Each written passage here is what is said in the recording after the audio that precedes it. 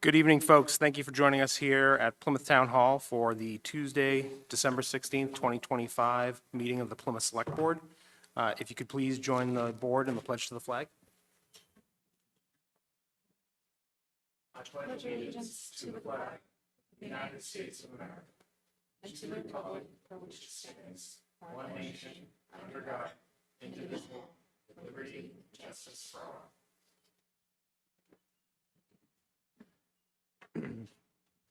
Pursuant to Massachusetts General Law, Chapter 30A, Section 20, any person may make a video or audio recording of an open session of a meeting of the Plymouth Select Board after first notifying the chair, subject to the reasonable requirements of the chair so as not to interfere with the conduct of the meeting. At the beginning of the meeting, the chair shall inform the other attendees of any recordings. Let there be light. At present, we're only aware of the local scene filming this. Pursuant to Chapter 2 of the Acts of 2025, an act relative to extending certain COVID-19 measures adopted during the state of emergency and signed into law on March 28, 2025, this meeting will be conducted via remote means and in person. Members of the public who wish to watch the meeting may do so in the following manner. Tune into the local scene government cable access channels Comcast 9 or Verizon 47 and watch the meeting as it is aired live. Or you may watch the meeting live on the local scene website. Members of the public who wish to participate in the meeting may do so in the following manner. Appear in person at the Great Hall at Town Hall, located on the second floor of 26 Court Street, Plymouth, Mass. Or remotely by following the link that's posted on the agenda, which is on the town's website. The first item on our agenda is a continuation of a public hearing regarding an underground storage license, High Rock Cranberry Crescent LLC, 2 Commerce Way. In accordance with Chapter 148 of the Massachusetts General Law as amended, notice is hereby given that a public hearing will be held on Tuesday, December 2nd, 2025. It has been continued to tonight, Tuesday, December 16th, 2025, at 6 p.m. to consider the application from High Rock Cranberry Crescent LLC for license for underground storage of 35,000 gallons of flammable liquids and 6,000 gallons of combustible liquids located at 2 Commerce Way. This is for self-storage, self-service gasoline, diesel fuel sales with a retail store. Anyone wishing to be heard on this matter should plan to attend this meeting. Is the petitioner in the room? It looks like we might have someone online. Is that the petitioner? Good evening. Yes. Hello, can you hear me? We can hear you. Good evening. For the record, Hussein Savinchkid with Greenman Peterson, Inc., out of Salem, New Hampshire. We had a meeting 2 weeks ago. We were continued. I did provide additional information as requested by the board. Not sure if anyone was able to review it, but I can kind of go over, again, the proposal, if need be. Happy to do that, or I could open the floor for questions from the board. What's your pleasure? I can go over it quickly if you want. There was a plan that was previously submitted, but I guess it wasn't in your packet the last time. But the plan does show 2 underground storage tanks that are proposed. I could share my screen if you're able to see that, or however, whatever is easier for you guys. I do have all the documents. Yeah, I'll ask our executive assistant. Is that possible?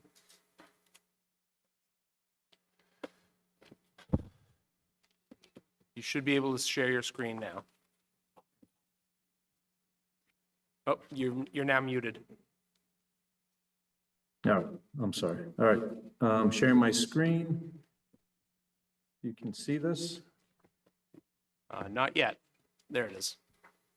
Okay. All right. So basically, as we discussed last week, intersection of Commerce Way and Carver Road. Sorry about that. Go upstairs. We have a proposed gas station. Again, driveways were proposed on both roads. Car wash. This is the convenience store. We have a fuel canopy here with 6 dispensers providing fueling for 12 vehicles. And then the tanks are located in this corner. 2 tanks. One tank is a 20,000 gallon regular tank right here. This other tank is split 3 compartments. 9,000 super, 6,000 diesel, and 6,000 regular. At the last meeting, there was discussion about, the approvals that we had. I did provide the zoning board approval, the planning board approval. So this one's a planning board approval. I think that was in your packet this time as well. The zoning board decision. We do have a zoning permit as well for the project. There was some discussion about the wells, if we're adjacent to any of the, wells that are in the city, in the town. We are not. This well map was also included. So as you can see, we're out of the zone 1, 2, and the IWPA zone as well. Our property is right here, and the boundaries are kind of over here. You can follow my mouse on the screen. We also submitted the site plan, obviously, that we're sharing. I did also submit the UST plans, which are underground storage tanks. So UST underground storage tank plans that are prepared for this project. So there is a design. Everything's designed per Mass DEP and EPA standards. Again, the tanks are in this area. There's underground product piping to dispenser sumps that are under the dispensers that you would see under the island. There's a sump that would contain any spill from any of the product piping. There are sumps as well on top of the tanks. These larger circles are tank sumps. Product piping are these lines. Basically, the product piping is double wall, flexible piping. It's been used in the industry for over 30 years. The piping that we're proposing, the double wall tanks are fiberglass tanks, as discussed last time. And the tanks are constantly monitored for any issues that might arise with a fuel system. Inside the store, there is a monitor, as well as emergency shutoff buttons. If there are any issues, with the dispensing, the entire fuel system gets shut down. Under the overhead canopy, there would be a fire suppression system that's mandated by the state. So that would be approved. That would be submitted to the town fire department, reviewed and approved by them, and then forwarded off to the state fire marshal's office for their approval of the self-service facility. Other than that, I can dive as deep as you guys want me to, but I don't want to bore everyone else. If there's any questions that the board would have, I can answer. Thank you. First, is there anyone in the room other than, well, the petitioner is not in the room, but is there anyone in the room who would like to speak in favor of this project? Is there anyone online who would like to speak in favor of the project? Is there anyone in the room who would like to speak against the project? Anyone online? Very good. Questions from the board? Mr. Cohen? Thank you for providing the additional material. I just wanted to have an opportunity to see the detail of the locations of the tanks and the thought process. Obviously, there have been other hearings with the planning department, planning board, and those permits have been achieved. Before I signed off on it as a select board member, I just wanted to see those plans. I didn't see them before, but now they've been supplied. I had a chance to look at them, and thank you for walking us through it. Yep, no problem. Mr. Canty? Thank you. So in terms of your layout, it strikes me that it's very similar. You have a convenience store, a gas station, and a car wash, which is very similar to, on the other end of Commerce Way existing, there's a mobile station, a convenience store, and a car wash. And they're both pretty close to each other. So are you confident that there is enough of a demand in this immediate vicinity to support two nearly identical projects in a sustainable manner? I guess my client, I'm the engineer for the project, so my client is confident, they are willing to invest the millions of dollars to develop this property, or else, they wouldn't put that much money into developing this property. quite a bit of site work involved as well. Yeah, there is a, it's feasible for them to do this. Okay, and since we're here primarily to talk about the underground storage tanks and the licenses associated with them, could you talk about let's say, worst comes worse, and there isn't enough demand to support two nearly identical business plots in that vicinity? If you had to remove these tanks and the remediation process that would be going that you'd have to go through, what does that entail? And is money set aside for that, or is that something that the next property owner would have to do? Could you talk to us about that? So typically, the remediation that probably everyone's used to hearing from older gas stations are because they were single-wall steel tanks or single-wall fiberglass tanks. The piping in the past was single-wall. There wasn't under dispenser containment sumps provided. So if there was an issue, it would just spill directly into, underground, basically into the stone or the soil underground. These are double wall fiberglass tanks. There's constant monitoring. There's under dispenser containment. So typically for a newer facility like this, there wouldn't be any remediation required, for the system. We've been doing these for over 20, I've been doing them for about over 25 years. Double wall fiberglass tanks came out in the late 80s to replace all of the older equipment. In New Hampshire, we do a lot of work in New England, but New Hampshire did a study 3 years ago that looked at all double wall tanks that were installed in the last 20 years. So in the 2000s, and they did not have any issues with double wall fiberglass tanks that were installed. But So as far as, if they remove the tanks, they remove the tanks, they come in. Yep. A licensed site professional is on site looking at the soil. And it's done per Mass DEP requirements. And who does that? The current owner or the new owner of the parcel? So say it was sold to Burger King, to open a Burger King next instead of this.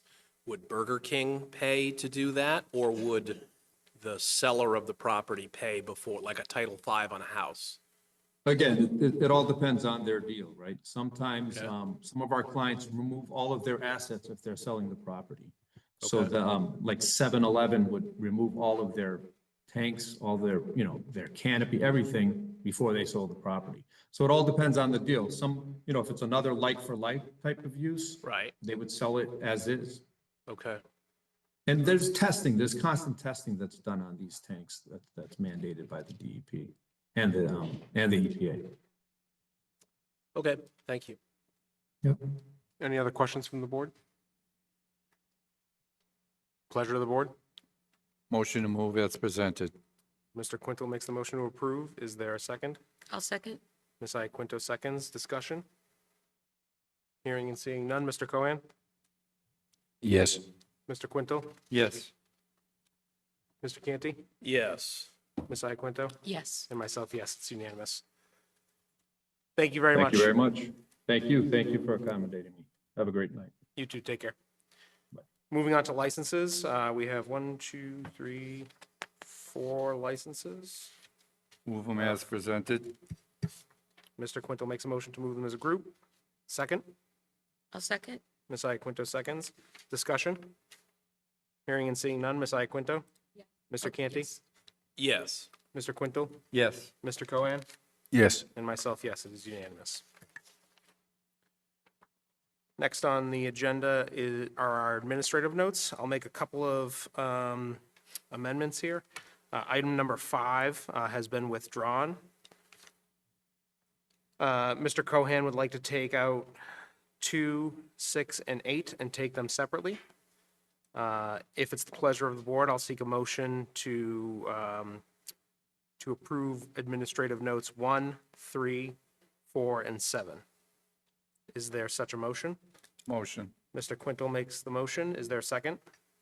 Second. Ms. Iaquinto seconds. Discussion? Hearing and seeing none. Mr. Cohen?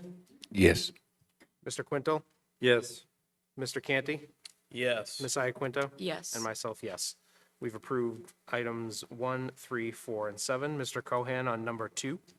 Yes, I just wanted to point out tonight where you are approving the recommendations by our town manager on the Historical Commission.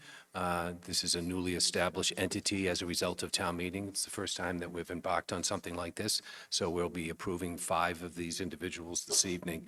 But I would like to, and I have mentioned to staff and I mentioned it to the board, state law does allow us to expand the committee by 2.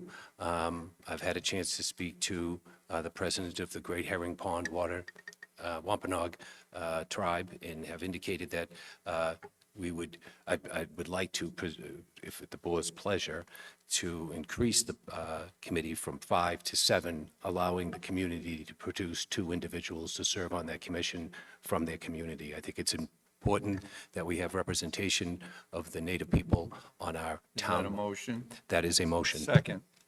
I don't know that we need a motion. I'm happy to put this on the future agenda so that we can make the additional 2 Okay. members. Okay, great. I'd be more than happy to, whatever the pleasure of the board is and how they wanted to handle it, but I wanted to make that avocation that we had this representation from the community on the board. I would be in support of that as well. So we'll put that on a future agenda. Mr. Canty? So, Mr. Cohen, are you looking to have both of those 2 new positions be reserved for members of the Herring Pond Wampanoag tribe, or? So my conversation was, I think we have to, yes, I basically would defer to them to send recommendations to our town manager. In the end, the town manager does have to recommend to us, but basically, we're just adding one more body to the process. The Great Herring Pond Wampanoag tribe would recommend 2 names, and they would be referred to the town manager, and the town manager would refer to us. And they'll be talking within their community. Obviously, they're tribal members that live in Plymouth, but outside of Plymouth, I don't think we should be confined to just Plymouth in their community, because their community, the Wampanoag Nation, actually goes from Great Herring Pond to Mashpee to Aquina. So obviously, they will internally come up with names and present them to our town manager. Okay, if that were the structure of it, I would be in favor of that, but I'll wait until it's on a future agenda to do that, but I would be in favor of that. Thank you. Is there a motion to approve item 2 as listed? I'll make a motion to approve item 2 as listed. Mr. Cohen makes the motion. Is there a second? Second. Mr. Quintel seconds. Discussion? Hearing and seeing none. Mr. Cohen? Yes. Mr. Quintel? Yes. Mr. Canty? Yes. Ms. Iaquinto? Yes. And myself, yes. On number 6, Mr. Cohen? Yes, actually, 6 and 8 are the ones that I'm, just wanted to take out of administrative notes and just note that these are gifts by families giving a gift to the Center for Active Living. They're giving money in the name of individuals, a Jean McNeil and a Elaine Kazut. They are 2 individuals that I guess family members wanted to remember in gifts to the town. I just wanted to take the time to take that of order and just note the family's gift to the town of Plymouth and the family's gift to the Center for Active Living. Thank you. Thank you, Mr. Cohen. Any further discussion on that? Is there a motion to approve items 6 and 8? I'll make So that moved. motion. I'll give that to Mr. Canty. Is there a second? Second. Mr. Quintel seconds. Further discussion? Hearing and seeing none. Ms. Iaquinto? Yes. Mr. Canty? Yes. Mr. Quintel? Yes. Mr. Cohen? Yes. And myself, yes. It's unanimous. We'll move on to public comment. Is there anyone in the room who'd like to register a public comment with the board? In the back there. Yeah.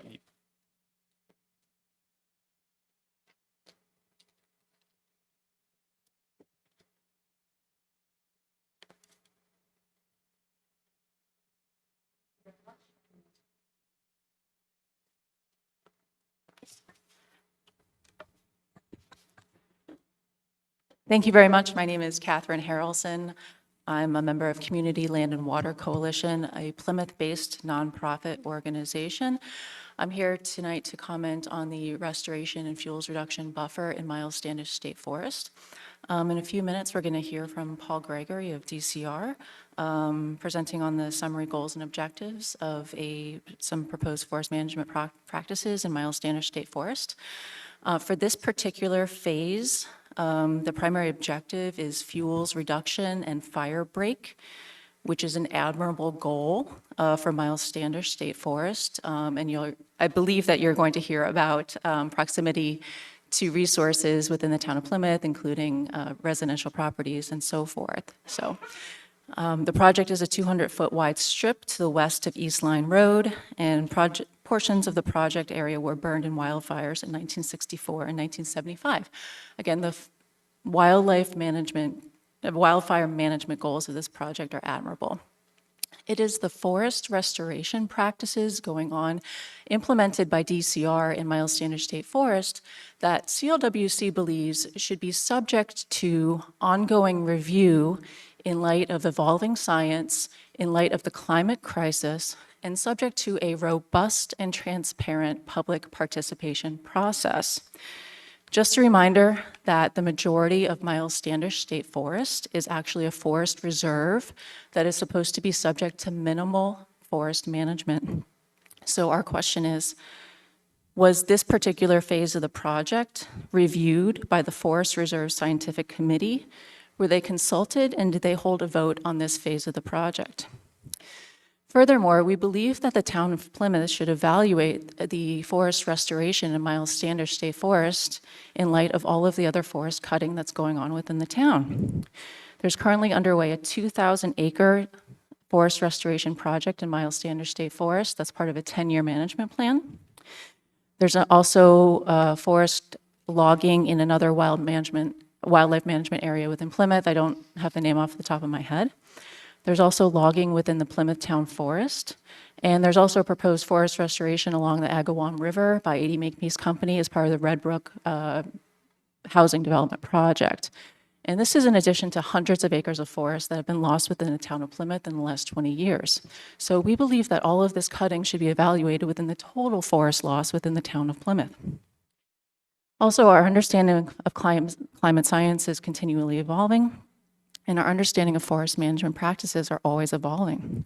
Projects on this scale that we're seeing in Miles Standish State Forest should be continually reviewed in light of our climate crisis and all of the benefits that mature forests provide. We Ms. asked Harrelson, you've DCR exceeded your and 3 minutes. I can give you an additional minute. thank you. I'll wrap up right now.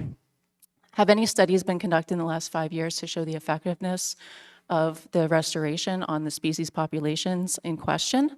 Why are we managing forests for a select list of species? Also, are there any ongoing consultations with the Indigenous community about these forest management practices? Who gets to decide what forest looks like prior to colonial intervention? And finally, I'll wrap up and conclude saying that this process should be more transparent on the part of DCR and Mass Wildlife and subject to ongoing review. Thank you. Thank you. Mr. Lyden?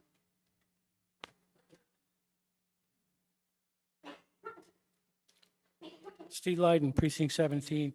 I'd like to take this opportunity to thank the town manager, the town of Plymouth, and all their employees for the fantastic tree lighting ceremony that we had.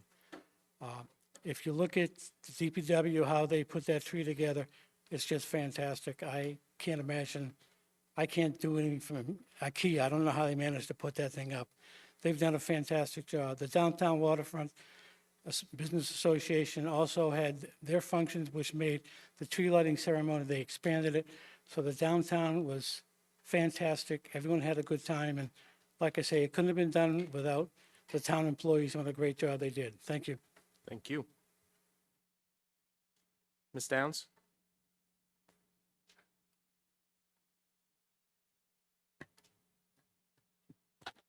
Good evening. I am Lori Downs. I live at 22 Winterberry Way in Plymouth. I passed out a flyer to all of you. I hope you all saw it. I wanted to share this with you. It originates from the Raynham Police Department, and it was brought to my attention by Steve Lyden. It very nicely explains the differences in legal requirements for the operation of electric bicycles versus electric dirt bikes. It is concise, it's easy to read, it clearly defines the difference between an electric bicycle and an electric dirt bike. It explains the associated legal requirements for operating each type, and it explains the penalties in Rainham for violating these legal requirements. I've seen this posted on the Plymouth Schools Health and Wellness Facebook page, which was really great to see. I'd love to see this posted on, sorry, I'm repeating myself. I'd love to see Plymouth take this prototype and develop a similar poster customized to our needs and make it viral. Post it everywhere. Post it on bike sales stores, in bike repair shops. Post it on all the school websites and all the school social media sites. Send it directly to the parents. Post it on school bulletin boards in the areas where parents congregate. What I mean by that, I'm going back in time, but back in the day when I had to pick my daughter up at school, there was like a hallway area where we would hang out. So if such a thing still exists, that's where it should be. Post it on the town website, all the town social media sites, and the printed media sites. And see if you could get the Plymouth Independent to post it. And then post it again, and then again, periodically, so that it stays fresh in people's minds. I really believe that many parents are not aware of the differences between these bikes and are unaware that they are basically providing a motorcycle to children. This won't solve the entire problem, but I believe it'll make a good dent. And if this doesn't change behaviors, perhaps we consider a zero tolerance policy, meaning that first offense results in a court date for the offender and the parents and their guardian. And then on a different but related topic, the state of Massachusetts has formed a micro-mobility vehicle commission to study issues surrounding Class 1 and 2 electric bikes, electric scooters, segways, powered skateboards, and other small powered vehicles. Among their tasks, it is of special interest to Plymouth that they will be making recommendations for regulating these micro-mobility vehicles, especially as they pertain to their safe use in bike paths, sidewalks, and shared walking paths.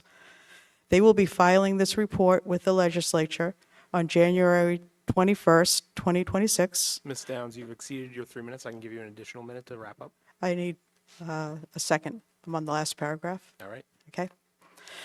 I think it would be most efficient if Plymouth could wait for this report to be published and then see if we can work off of that as we customize regulations to our own needs. In other words, hold off on bylaw regulations until we see what this state commission comes up with. Thank you for your time. Thank you. The gentleman who was next to Ms. Downs, and then the woman in the back. Mr. Price? Leighton Price. I have a couple of handouts, so I just want to, and I just have a couple of sentences I want to say to you.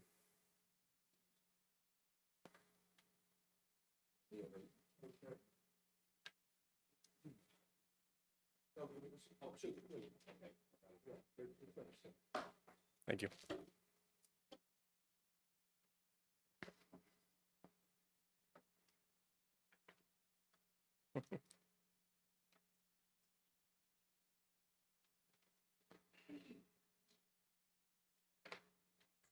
This is pretty much a direct follow-up to the previous statement.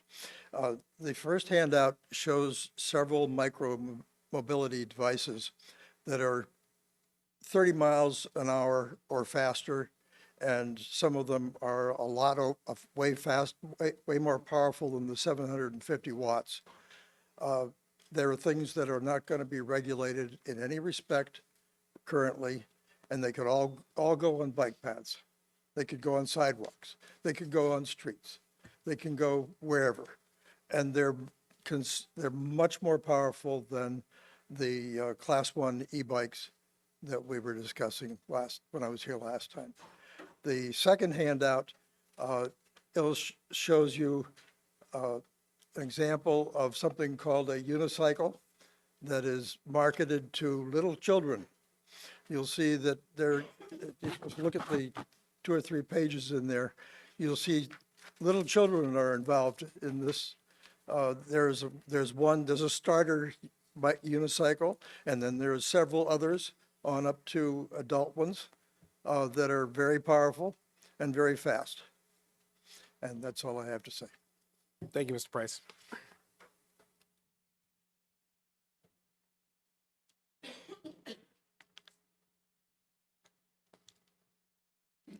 Hi, can you hear me? My name is Meg Ash. I've lived in Plymouth with my husband, our 3 kids, and various pets for the past 11 years. I graduated from Whitman-Hanson High School in 2001. A few months later, I was heading into my first day at Massasoit, but I was turned back. The school was closed. It was the morning of September 11th, 2001. I got home just in time to watch the second tower fall. It was horrifying.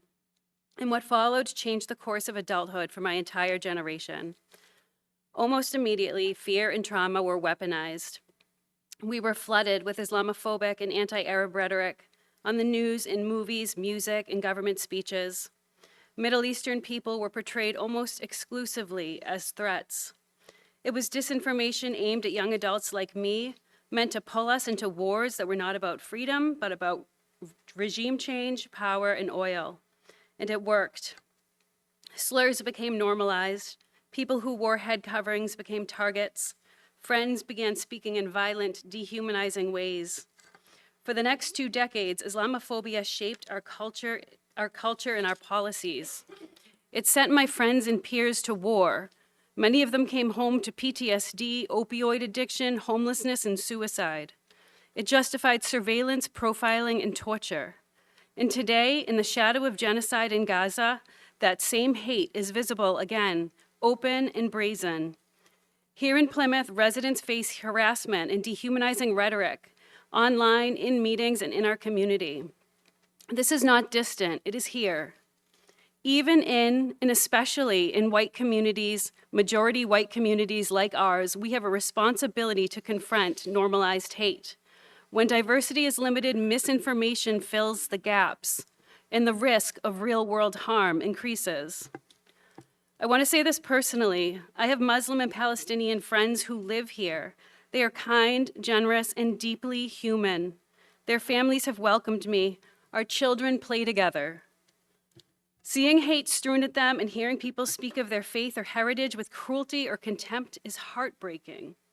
So I'm asking this board to take 3 basic steps.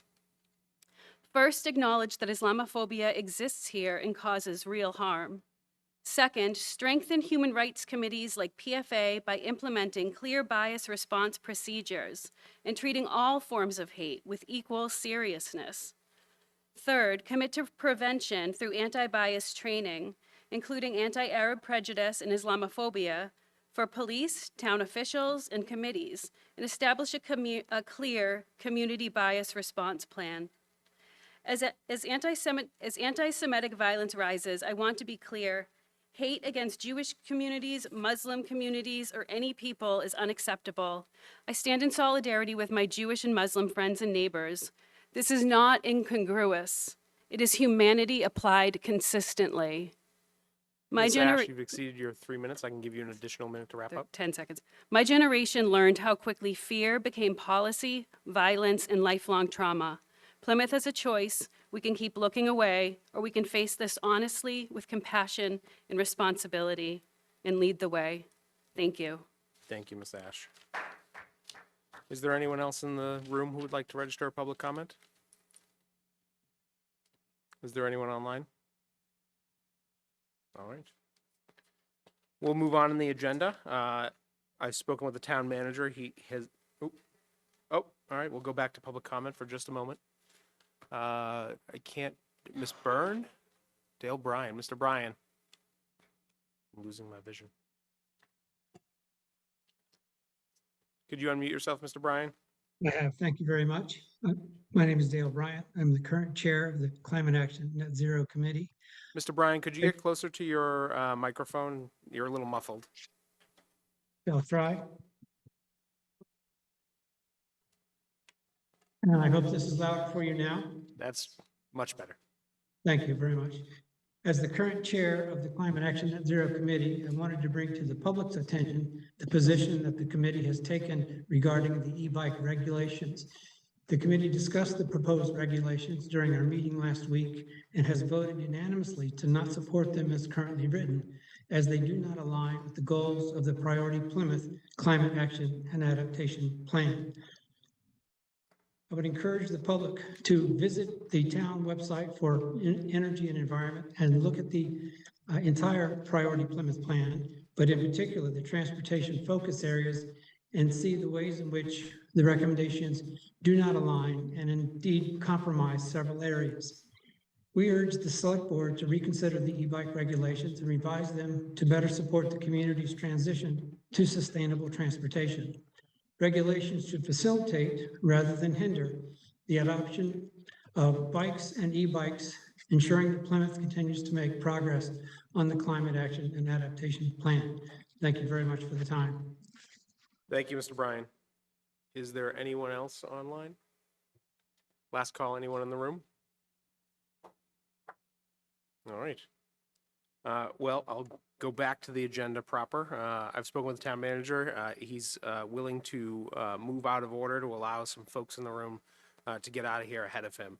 Unless there's an objection from the board, I'd like to move on to the 2025 Forest Management Proposal on DCR properties by Mr. Gregory.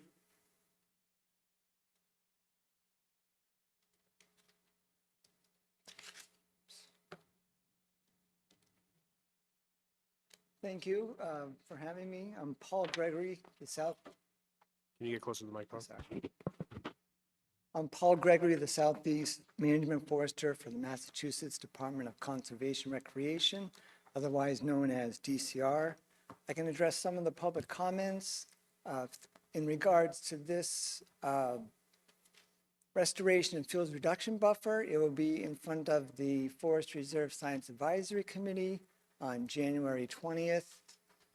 Unfortunately, I am not authorized to comment on the larger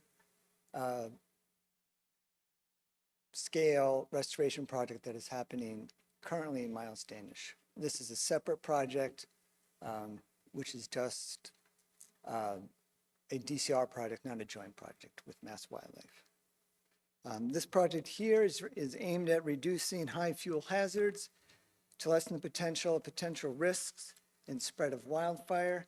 This will increase public safety, provide safe access for firefighters and fire apparatus, and has added benefit to promote and enhance disturbance-dependent natural communities. I'll start off with just a little bit of background on Miles Standish State Forest. It's one of the earliest state forests, beginning in 1916. And is one of the largest, covering nearly 12,500 acres. Many other towns, state, and federal parcels abut the state forest, creating a large area of open space here in the southeast. Miles Standish State Forest is designated as a reserve through our 2012 landscape designation process. The next few slides are some old photos in our archives. They show the state forest in its early days and what it looked like after wildfires. Here's another photo from the Carver side. You can see the pitch pine and a few oak trees and lots of scrub oak. This one is just after a wildfire in 1938, which burned over 700 acres. Here's a 4-H club that was involved in planting trees. You can notice the cars at the time on the top of the hill. This one was just after a wildfire in 1957. And before Miles Standish was created, there was an immense blaze known as the Great Fire of 1900, which burned approximately square miles of Plymouth from Miles Standish State Forest to the Cape Cod Bay was recently discussed in an article in the Plymouth Independent. The most notable wildfire in recent past was the one in May of 1957. The fire burned over 18,000 acres from the southwest corner of Miles Standish State Forest to Plymouth Bay. It burned at a rate of 18 acres a minute and flame lengths at 150 feet.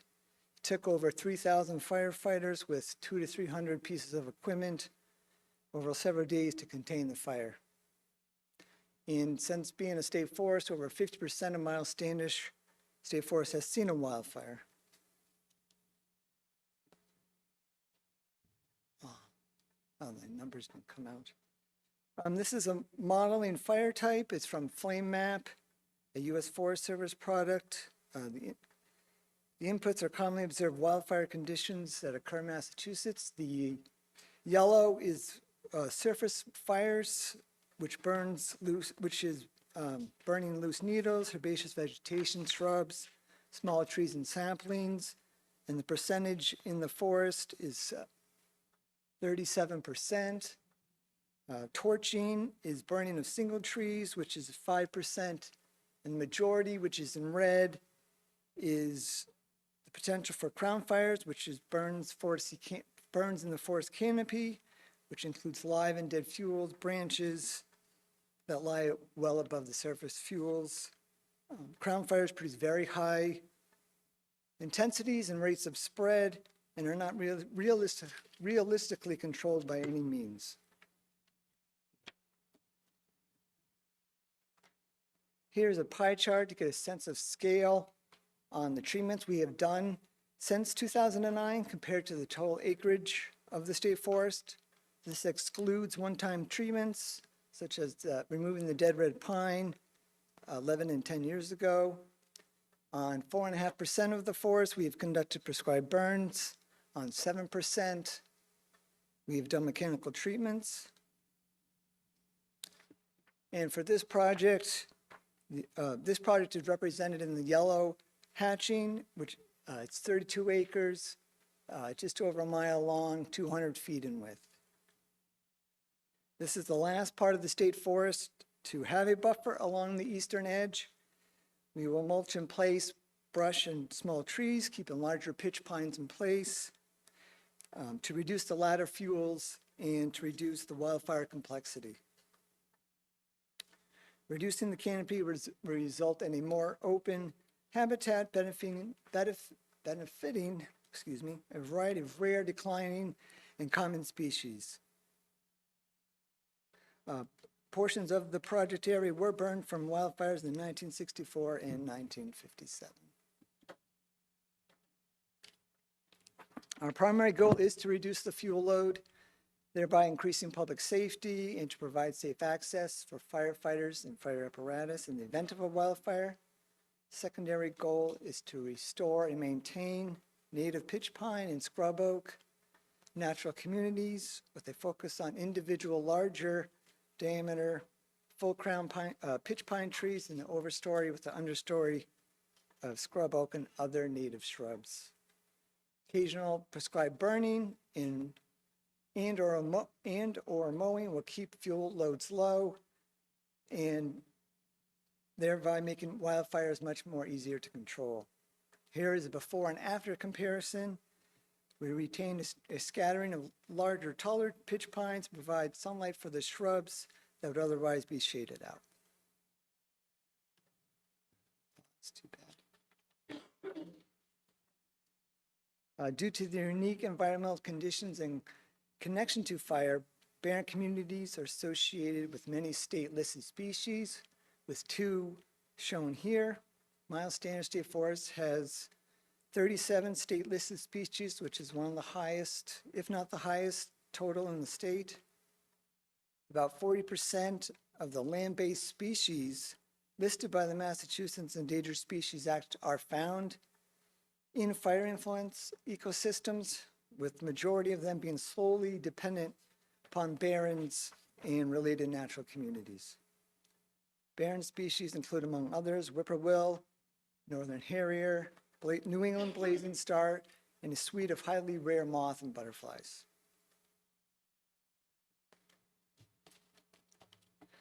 The next few slides provide examples of the references used to put together this project.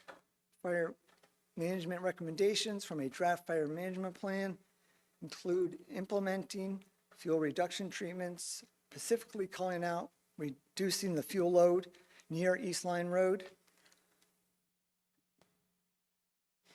Pine Barrens management is a high priority in a natural heritage biodiversity report, specifically calling out mechanical reduction prescribed fire to improve and maintain habitat and to reduce wildfire danger. Even though Miles Standish State Forest has been designated as a reserve, management for reducing the risk of wildfire and for rare species habitat is allowed, specifically calling out reserves in the southeast part of the state for management. In the draft 2025 Wildlife Action Plan, dried woodlands and barrens is ranked first in supporting the largest number of species of greatest conservation concern at 135 species, and due to their importance and vulnerability to stressors, dry woodlands and barrens have been designated the highest priority for restoration and management. The Executive Office of Energy and Environmental Affairs put together a climate forestry committee to develop recommendations for climate-oriented forest management guidelines. Their 2024 report lists techniques to be considered and implemented by state land managers. This table is from their report, which provides a collection of strategies designed to help forest managers incorporate climate change considerations into management and devise adaptation tactics. Here are some of the types of equipment we have used in the past for similar projects. For mulching vegetation, basically it's a flared mower on the end of a machine. The slides from the presentation in tonight's agenda on the Select Board's website. You can scan these QR codes and get a copy of the web addresses. Comments will be accepted until January 5th, and that concludes my presentation. Thank you, Mr. Gregory. Do you need any action from the board, or is this just to inform the public? It's just a presentation of what we're doing in the forest. All right. Questions from the board? Ms. Iaquinto?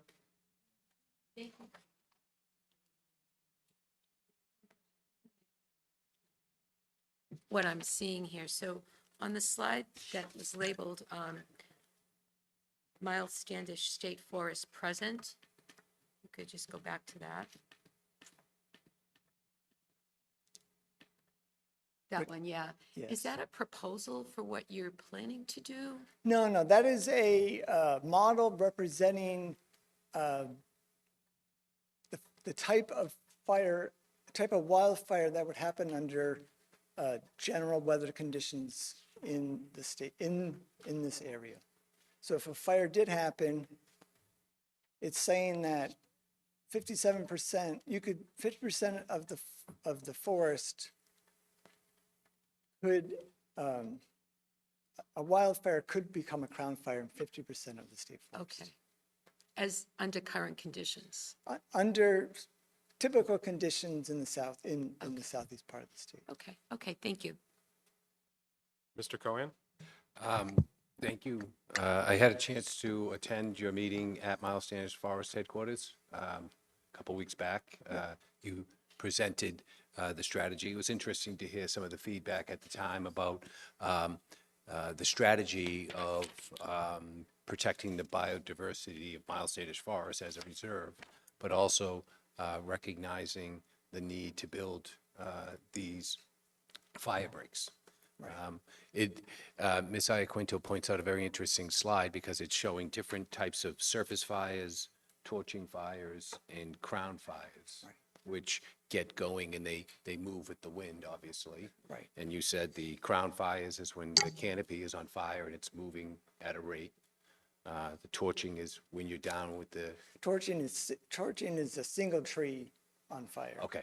Right, And then the surface fire is the ground right, cover. yeah, pretty much. Now, the slide that you show the fire break, which is an interesting one, there it is, and kind of overlaying your map of where these fires have been and what kind of fires we can expect. How does that break work? Does it stop, or can It you doesn't jump stop, it just slows it down where it's a manageable. You can get trucks in there, you know, the intensity of the fire isn't right against the road. You know, if a wildfire was in there without the break, it'd be very hard to drive down there, very dangerous to put people in there. Yeah. Putting all the material, you know, mowing it down, mulching it in place, you know, the material's very short. Right. And the flame lengths would be very small. I mean, it would still burn, but it'd be very manageable Right. for the firefighters to get to. So again, the biodiversity of Miles Standish Forest is quite extensive. And you noted that in one of your slides, pointing out the rare and endangered. You know, walk us through how that was balanced with this break in terms of, you know, not encroaching on that any more than is It's- already happening from different angles. Obviously, Miles Standish Forest is under a lot of pressure from different angles. Right. So, It's really, you get the benefit of not only reducing the wildfire risk, you also are promoting and enhancing the habitat for those rare species because they depend on a disturbance-dependent natural habitat. So over time, if we'd allowed it to grow back, we would lose those plants and therefore potentially lose the rare species because the plants that the rare species like are shade intolerant, which means they don't be shaded out. So if we did allow the forest to you know, come in and have high stem counts, be shaded out, and take, you know, grow up and be tall and shade out those shrubs and smaller trees, then those rare species would suffer. So by doing the mechanical work, you know, you're kind of resetting that clock, letting those shrubs grow up again, getting rid of competition, and making a more open structure, as we say. And that will benefit the rare species. all right, interesting. The final thing was, my final question was about the Plymouth Fire Department. Obviously, you're in contact with them as you're strategizing how best to manage the circumstance.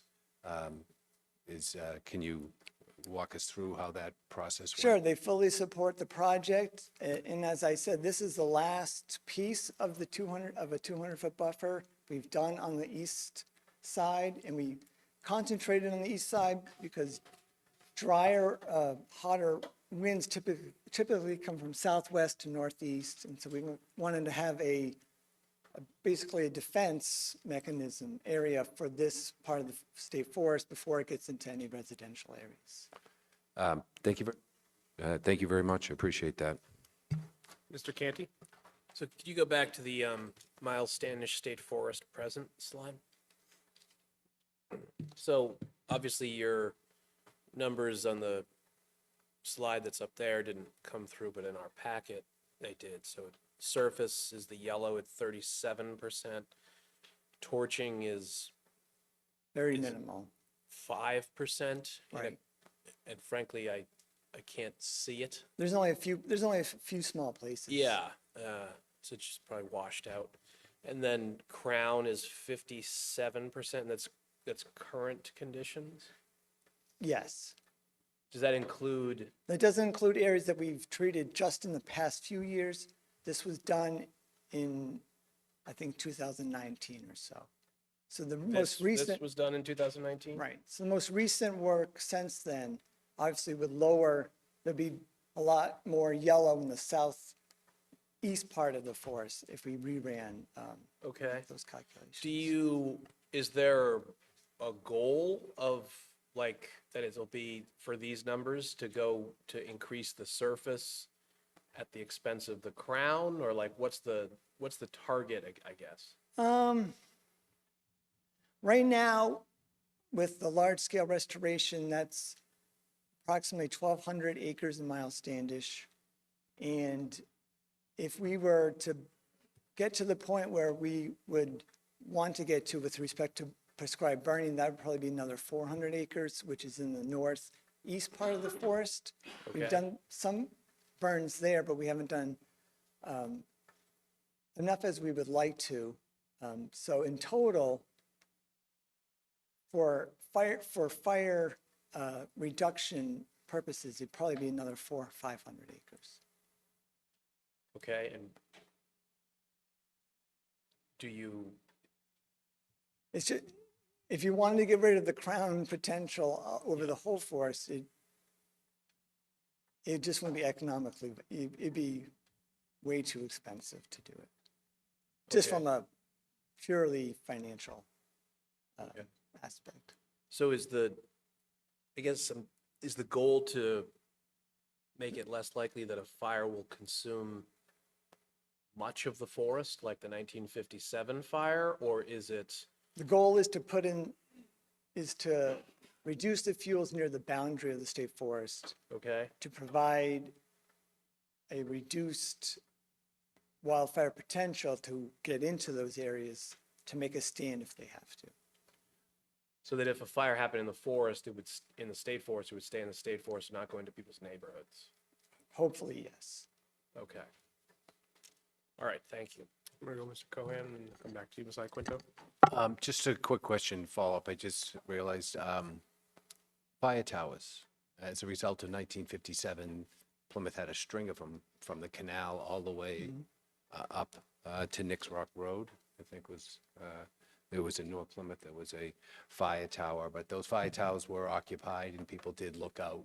I mean, obviously, it's older technology, getting in a tower and having someone there all day just looking out Right. in the distance. But obviously, there's technology now.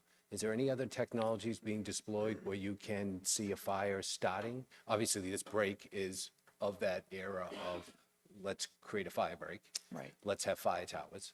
I was just wondering, as the fire towers kind of diminish, is there something compensating for that type of fire prevention where you have some sort of new technology taking over for the fire towers? Other states have put in revolving cameras in fire towers, but we do still man them in person, and we still feel that's a great benefit having a person in the tower looking and be able to talk to the other people in the other towers at the same So time. you have an active fire tower network? Yep, we Meaning do. that during the season of threat, which would be the Right, spring. if there's ever a high fire danger You may day, there's always somebody in the towers. So how many fire towers do you have? I would say 30 or 40 Okay, good. at least. That sounds, yeah. I mean, there's one on Pine Hills on the, by Yep. the water tower. There's one in the state forest, there's one in Bourne. Yeah.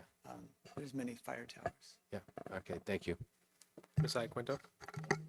Yeah, just on the last page of your presentation, Mr. Gregory, you have a couple of QR codes, and one of them says links to proposal. Would we find project proposals for projects that you are planning to do in the forest there? And then you're looking for public comment on those by January 5th? At that website, you would find all the proposals for this fiscal year for all of the districts, forestry districts of DCR. Mine is there, but also 7 other ones are Okay, there. okay, so it's not just specific to Miles Standish? No, there's other forest It's management for all projects of it. across the state Okay. where you can, pick which one and then you can comment on that one. Okay, I just wanted to clarify that for people who might be watching, Right. because you did suggest that we could have public comment, but it would be comment for the whole Right, state. no, if you go to the website for the comment, there's a drop-down menu. You can pick which project you want to Got it. comment. Okay, thank you. Other questions? Thank you very much, Mr. Thank you. Gregory. I will move on to the EPA's new lead and copper rules revisions. We're joined by Peter Gordon, our water superintendent, and Bill Coyle, our DPW director. Bill's going to leave Peter hanging. Thank you, Mr. Chairman. Good evening, Select Board members.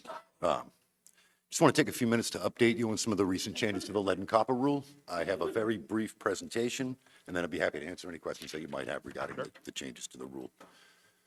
Hopefully we get this thing fired up. Here we go. Let's see. Here we go. The lead and copper rule revisions went into effect on October 16th of 2024.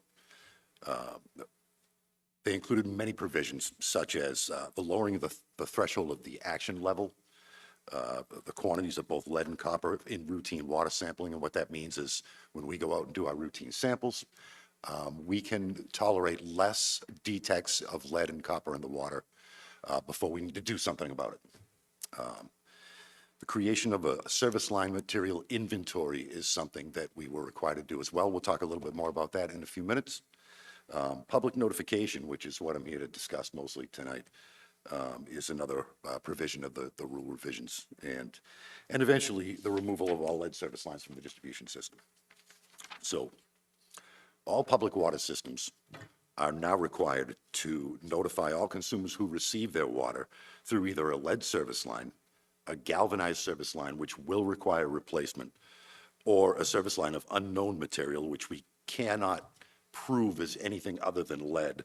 The DEP calls this lead status unknown, will receive one of these letters. So to ensure that all impacted consumers are notified, we'll be sending these letters both to the address, which has been identified as having one of these services, and the billing address, which is often different. Sometimes there's a tenant at this particular property that has this service, but the owner actually lives somewhere else. And so if they're not the same, we'll make sure that we send a letter to both places, and this is one of the requirements. So moving along here, as far as our lead service line inventory, this is our lead service line inventory map. This can be found on the town website. If you just log into the town website and type in lead service line inventory, a link will come right up to this map. The map is interactive, so the way you use it is, you see my little pointer right up there in the search bar. You can put in your address, your friend's address, family member's address, and you can take a look at what their service line material is made of. So you can see, if we pulled out this map farther, you'd see about 15,000 of these little circles. The little circles are split in half. The left half of the circle represents the public side of the water service line. This is the side that is owned and operated and maintained by the town. The right side of the circle represents the private side, which is owned and maintained by the property owner. And so right down here in the corner, you can see there's a little guide. If you see red on either the left or the red side, part of that service line is made out of lead. These ones that you see are all green, are confirmed to not have lead on either side. There is an orange color on the map, which represents the galvanized side, and if it's gray, we don't know what the service line material is. That falls into that category that the DEP categorizes as lead status unknown. So this is a pretty easy map to use. Like I said, there's 15,000 service connections in the town, and they're all documented on this map. Additionally, somewhere on a hard drive in a building somewhere in Boston is another version of this lead service line inventory for the state to maintain, and we'll update that for them whenever we make changes to this map, which hopefully we'll be making quite a few changes. This is what the numbers look like. They're not bad. They could be better. They could be worse. You see the blue piece of pie represents the amount of services that are not lead or galvanized or otherwise require replacement. There's 12,407 of them, and that represents 83%. The galvanized services, unfortunately, doesn't really show up on the pie chart because the percentage is so small, it doesn't even register as 1%. We know we have 4 of them. We think we may have as many as 6, but it's a very small percentage. And then of the service lines that we know are lead, that is 1%. We know that we have 223 homes or businesses out there that are served by a lead service line. And then, of course, the unknown, which is the real trouble that we hope to clean up over the next 2 years, is a higher number than we would like, 2,355. I know that a lot of you are aware that I asked for a very expensive piece of equipment at Fall Town Meeting. Hopefully, we're going to use that piece of equipment to reduce that number significantly by the deadline. And I say deadline, we have until December of 2027 to come into compliance with this portion of the rule revisions. After this, they changed the title of the revisions to the rule improvements, and then we have to start to replace these lead service lines. So the numbers aren't too bad. Again, this is kind of a compliance statement. If you take a look, we conduct regular sampling for lead and copper. The DEP gives us a sample schedule that we follow. There's no way that you can not follow it without being out of compliance, and I assure you that we are in compliance. There is no lead in our source water, so any lead that we do detect out in the system comes from either lead service lines. It could be in the solder that was used for a particular time. Back between 83 and 86 is kind of the sweet spot for solder that contained lead that's no longer sold or in use. And there are some fixtures with brass or other components that don't qualify as low lead, and they may leach out into the water and cause detects of lead when we do the sampling. Our latest round of lead and copper sampling, as I mentioned earlier, showed we were well below all action levels. And the way that we combat that is corrosion control. What we do is that we adjust the pH of the water so that it's neither corrosive nor scale forming. It's very neutral, it's very basic water. And by doing this, we don't cause it to leach any lead or to dissolve any lead into the drinking water. And that's how we are able to keep our lead services under control in terms of the action level. And that's about it for the presentation. I'm happy to answer any questions. Thank you, Peter. It looks like between the galvanized, the lead, and the unknown, it's about 2,500 service lines that need to be addressed. I'm sure you'll get that 2,355 down when you start to investigate further. Any idea what the cost would be to do all of this? To remove all of the lead service lines? Yeah. So that is an excellent question, and I really wish I could give you the answer for that right now. I am not entirely sure. So we have 2 years to figure out what this is going to look like, how much it's going to cost, and how we're going to pay for it.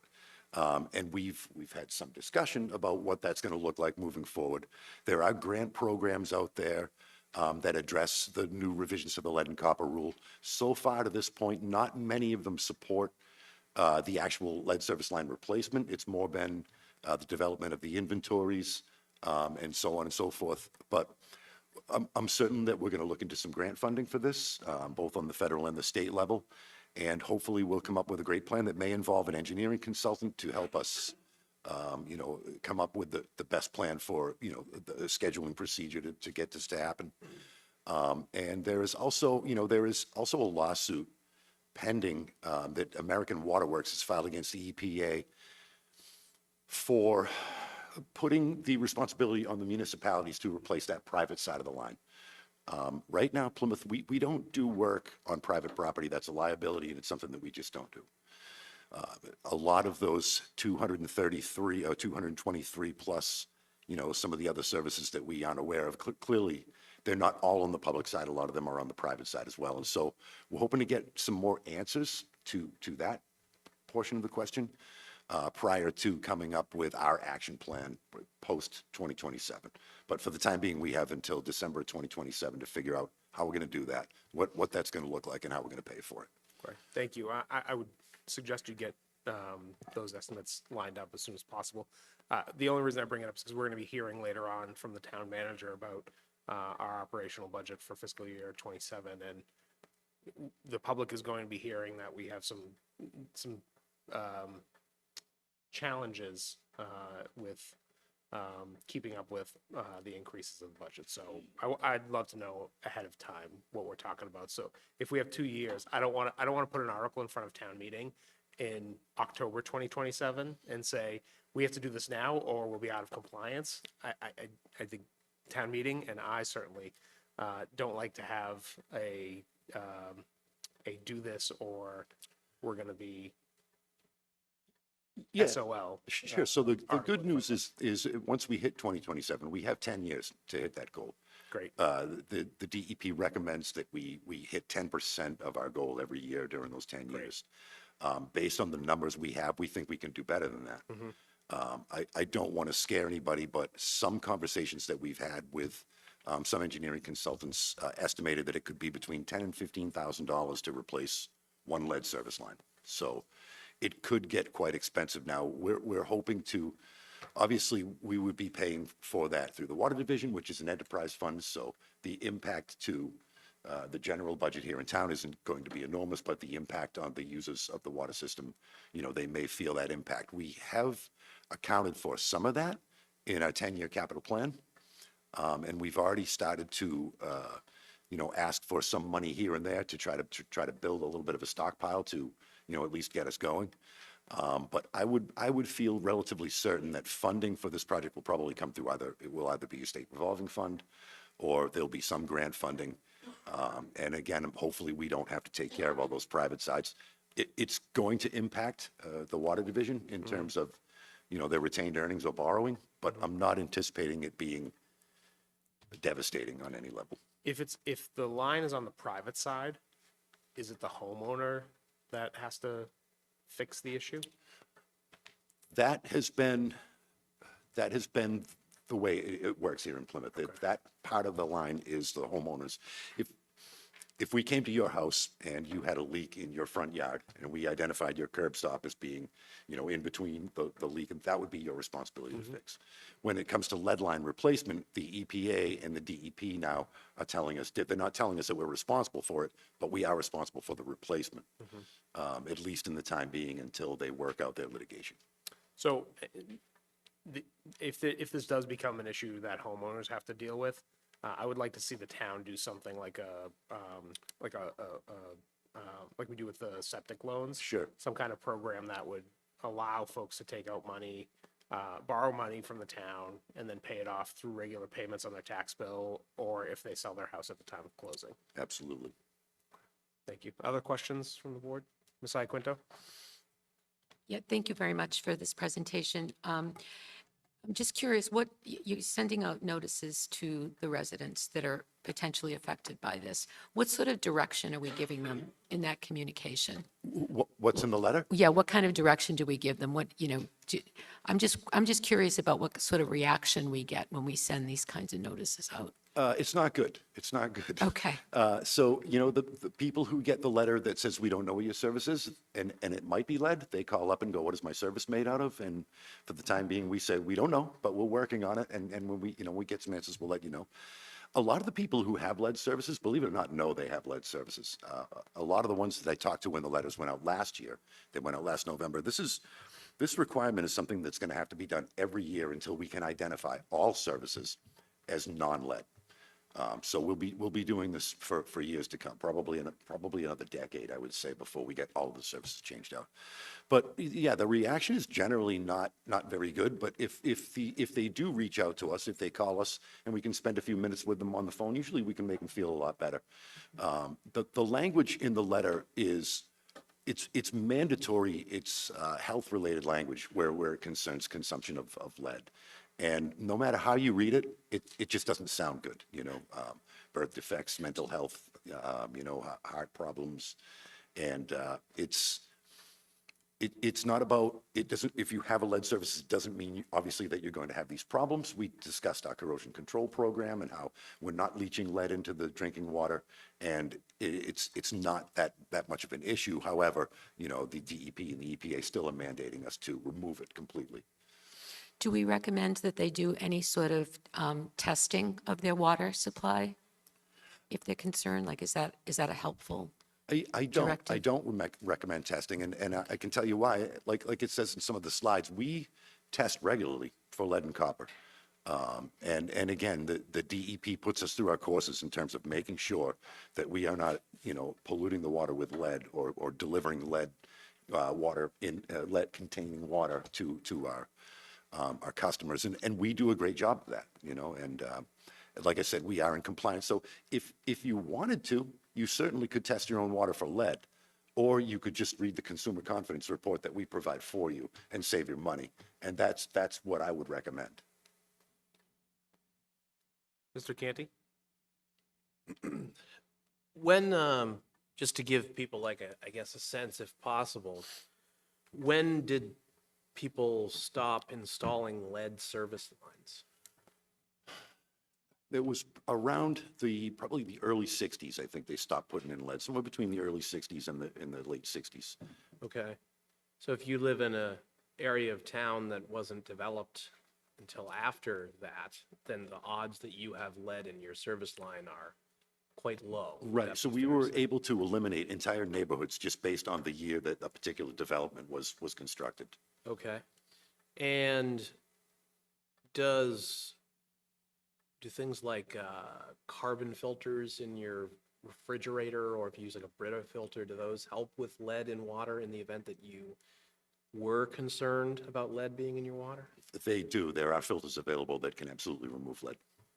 Are those different from the standard ones, or like if I'm getting regularly replacing my carbon filter in my refrigerator's water port? If you have granular activated carbon in your filter, you will Yep. generally be protected from, it will take the lead out of your water if there is any in there to begin with. Okay, so in those types of situations, either you're in a newer area of town or you're filtering your drinking water, the odds of you having a problem whatsoever are quite low. Even if you're not, they're quite low. Right, but just, I think that people, because the language can be Jarring. and obviously things like Flint, Michigan, things like that, so people go to extremes sometimes, thinking that they take it very personally when their water, something that they depend on, all of a sudden is potentially tainted, or they don't know if it's tainted, which is also disconcerting in its own way. I just wanted to try and get out ahead of that to the extent possible. So thank you. Other questions from the board?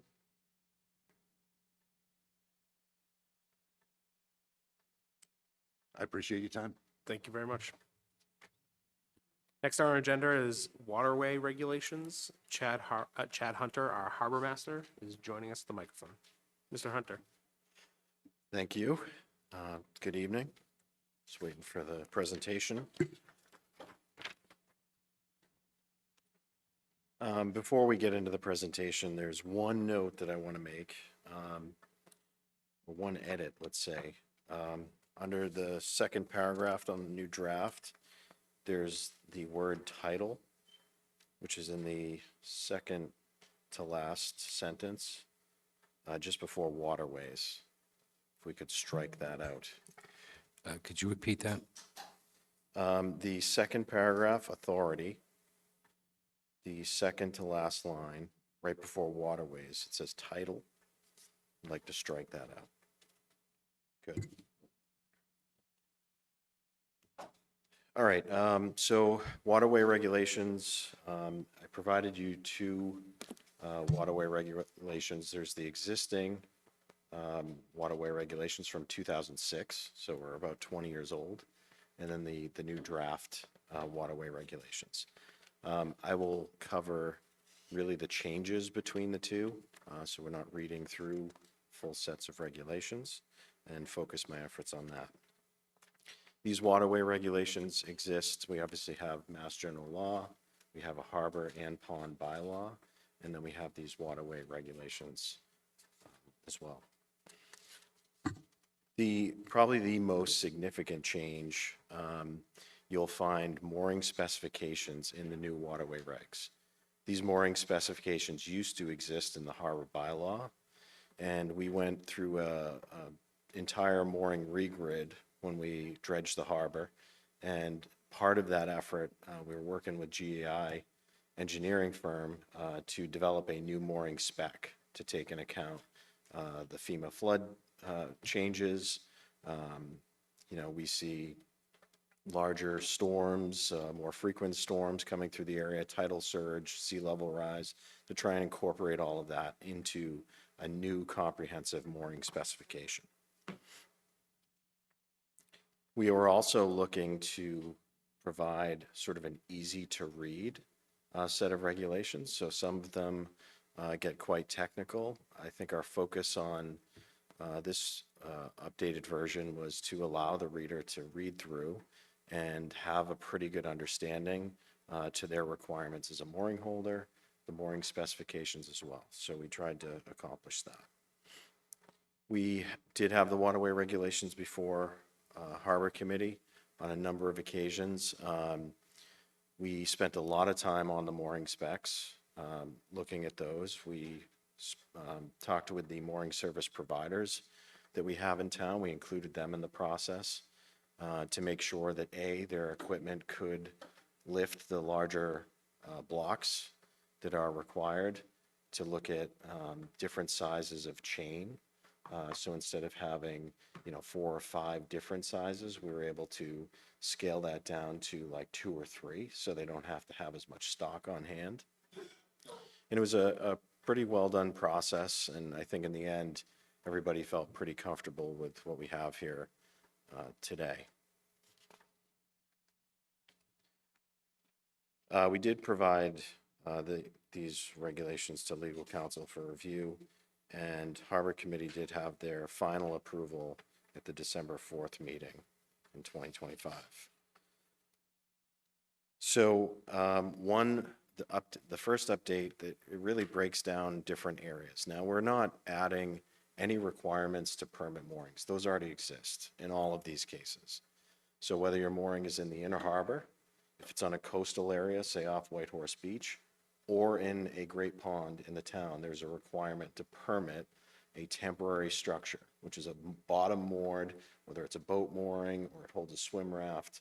The Harbor Master Office has the ability to permit those structures. They are temporary in nature and they're annual. So the permit lasts a year. The mooring's supposed to come out, and then you can reapply or re-up that mooring for the following calendar year. So these are the 3 areas that we sort of focused on, and we tried to incorporate those into the new waterway regs. The prior ones really focused on the inner harbor itself. And even in the new draft, it is the major focus of these regulations. The Plymouth Inner Harbor, we defined sort of inside of the jetty, Hobbs Hole to Plymouth Yacht Club along Water Street, that inner harbor area that's, those areas are dredged, they're maintained. That's really where our only public mooring field exists in the town. That being said, a lot of demand for those areas, so we have an extensive waiting list in place for those moorings, which is laid out in these mooring regs, and also, how we sort of assign those spaces as they become available. State law does require us to have a waiting list, and there's a number of processes which are both in the harbor bylaw and in this document as to how we go about that. Coastal areas, so these are areas outside of the inner harbor, include Plymouth Beach, Saquesh, Manomet, all the way south down to the Bourne Plymouth Town line. In these cases, we do require that mooring goes out in front of your waterfront property. We don't have any public mooring fields in any of these areas. They're really accessory to your residence. You're putting that mooring out in front of your house, so it's not out in front of somebody else's. And that rings true for the ponds as well. These areas are typically unprotected, so there's a lot of wave action, different areas, different directions of wind.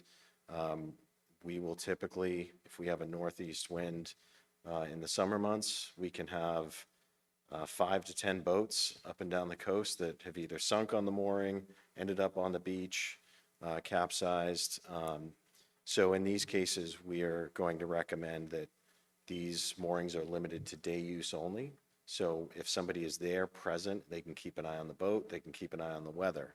What typically happens is people will leave them there, and this might be their second house, and they leave it out there, there's a storm, and then that boat ends up sinking or breaking free and ending up on somebody else's property. So we did include that. If they do leave it overnight, it's on them to make sure that they're protecting their vessel. But as far as our recommendation is, day use only. And the mooring spec that is in this document is really just designed for the Plymouth Inner Harbor. Once you get to a coastal area or a great pond, we are going to rely on either the mooring service provider's recommendations, or if there's an engineer involved, they'll design a mooring system for that specific location. Great ponds are defined as ponds greater than 10 acres, which Plymouth has quite a few. In these cases, you are required to have waterfront property, again, so that mooring that you're permitting is in front of your residence. And typically, these are seasonal boat moorings or swim rafts. These do not include docks that are permanent or not bottom moored. So again, it's a mooring permit. If they're going to do a more permanent structure, they have to get a DEP permit. They have to go through Conservation Commission for that as well.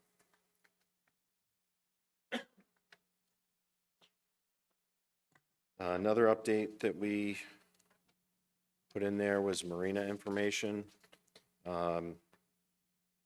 So under section C, under fees, excise tax, we've added a section that requires the marinas to provide vessel and owner information upon the request of the harbor master. This is consistent with a number of other communities. And really the reason for that, there's invoicing. So we do invoice the customers in the marinas. There's a waterway uses fee that's been approved by the select board. So that's one way for us to be able to invoice these vessels in the marinas. They also have to pay excise tax to the town of Plymouth. So they could be from any other community outside of Plymouth, but if their boat is principally moored or stored in Plymouth, we are allowed to collect that excise tax. So that's something that, we need to know who's here. Typically, you'll find on a boat registration, they will put where that boat is moored. So sometimes you're able to do it that way. But if it is a federally documented boat and we don't have their information, then chances are they're probably not paying excise tax to the town. So we want to be able to check that list with the assessors to make sure that everybody in the marina has filed with the town of Plymouth and that we are collecting excise tax. And then the other reason we're looking to gather these lists are more of a public safety measure. We work a number of cases with the Coast Guard for overdue vessels, well-being checks, and having an idea of what's in your harbor at any given time is paramount. We've had overdue vessels that are actually, safe and sound in one of the marinas, and until you physically go up and down the rows to find that boat, you don't know. And that obviously, once all of the public safety entities in the town are looking for an individual or a vessel, and then the Coast Guard gets involved and they're putting up helicopters to go search, that gets quite expensive when it could be easily ruled out by a quick search to see if we have a boat listed by that name or that individual in our harbor, and then go look, say, slip B12 and see if the boat's there. The marinas did provide this information for a number of years. I think the fee has been in place since 2005. And what we found when these marinas were different smaller companies, they worked with the town and they provided those lists. Newer entities have come in, and typically they're looking for the regulation that says why do we have to give this information to you. So in a number of communities, like I said, they have a regulation that spells out, the information that we're looking for and the reasons why. So that's what we're looking to do here. Update number 3, mooring service providers. So we wanted to outline the process if somebody is interested in being a mooring service provider in the town. We wanted to lay this out for them in plain English to understand what they need to do to be a mooring service provider. This came up right after the dredge when we were moving a lot of moorings and there was only one entity that was doing that work. And out of that exercise, we found, other people that were interested. So we went from 1 to 3. Now we're back down to 2. We're always interested if people are willing to provide mooring service to the 700 moorings in the harbor. Competition is a good thing. So we wanted to lay that out. And really it establishes, their experience, insurance requirements. And then if there are issues with the mooring service, sometimes we, as the town, kind of get put in the middle. And we wanted a way to address complaints with the mooring service provider. So we put some information in there as well. And the mooring specifications, which we talked about a little bit already, they were developed by GEI Engineering, and really looking at the different conditions that we see now, especially when you dredge the harbor, you're effectively deepening the harbor. So you do have to change the length of chain, which we'll get into in this next slide. I mentioned the cooperation that we had between GEI, Harbor Committee, and the mooring service providers to come to a common sense approach, which I feel very confident with. Obviously, when an engineer is telling you something, the size of a block needs to be so big or so heavy and certain lengths of chain, we didn't compromise on the safety factor, but we did include the mooring service providers in those discussions.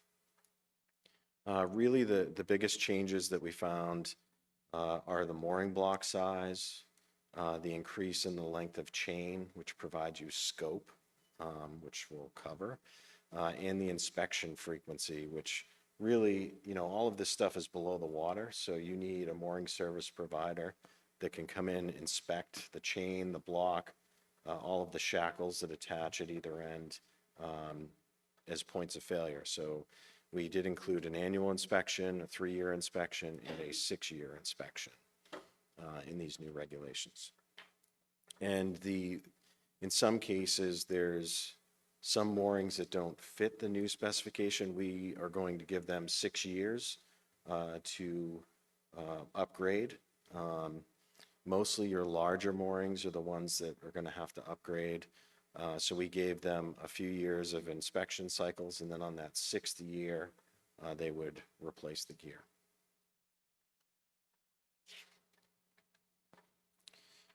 All right, so this is kind of what you're looking at for a typical mooring in the harbor.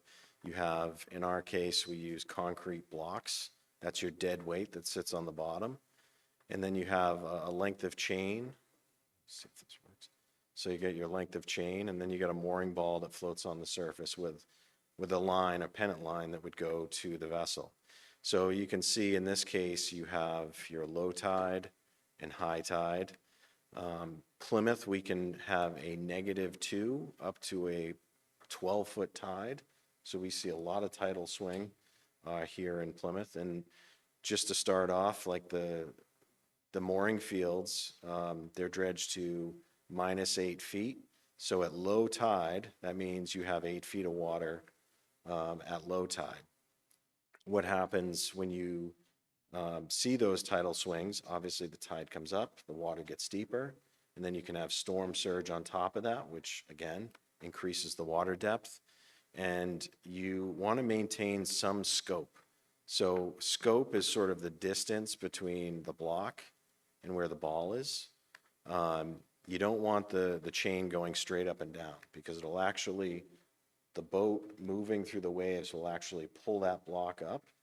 And one of two things happens. It either kind of bounces downwind until it hits something else. Not a good situation. So again, based on the FEMA standards, FEMA flood standards, we are including more scope in the chain. We're including a larger block to prevent that from lifting, all based on the engineering specs that they provided. The other piece to this too is the scope and the weight of the chain. Whenever you have a longer scope, you have what's called catenary. So you kind of have the weight of the chain that makes this nice arc. It actually provides some shock absorption. So as the boat is tugging on the mooring, it prevents it from coming up real tight. And if you have a really short chain, you'll actually see the pennant lines just snap completely, or you'll see them rip the cleats right out of the boat. So that additional scope will be really helpful.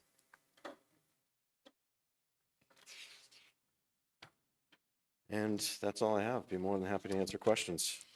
Thank you, Mr. Hunter. Questions from the board? Mr. Cohen? Going back to the last slide. Yep. As you indicated when we started this, that you were just clarifying and making regulations easier for, more user-friendly. So, but when you do get to this section, and you talked earlier about the mooring service providers and the 750, It's about 700 moorings. 700 moorings. So this is a new requirement. You're going to want these, this is new to what's there now. Yes. We're going to be increasing the chain, the mooring. So the mooring service providers, have they been involved in this process and know this is coming in their direction? Absolutely. Yeah, so they were, when we were talking with Harbor Committee, we involved them right from the get-go. So not only are they aware, anything that any of the work that they've done in the last couple of years, as we were discussing this, they would use this new spec prior to approval, understanding that it was probably going to be approved. Right. So they've already sort of implemented and been, using the larger blocks, using the longer length of chain. So they're already moving to this. So some of the moorings out in the harbor have already been upgraded. Correct. So this is just to formalize that upgrading process based on what FEMA is telling you.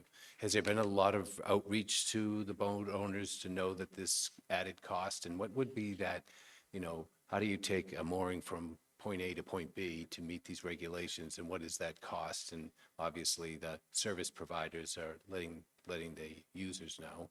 But do we have any idea what that might be? So if you have to replace your equipment anyway, so a chain will typically last about 3 to 4 years. Okay. By then, you're replacing the chain.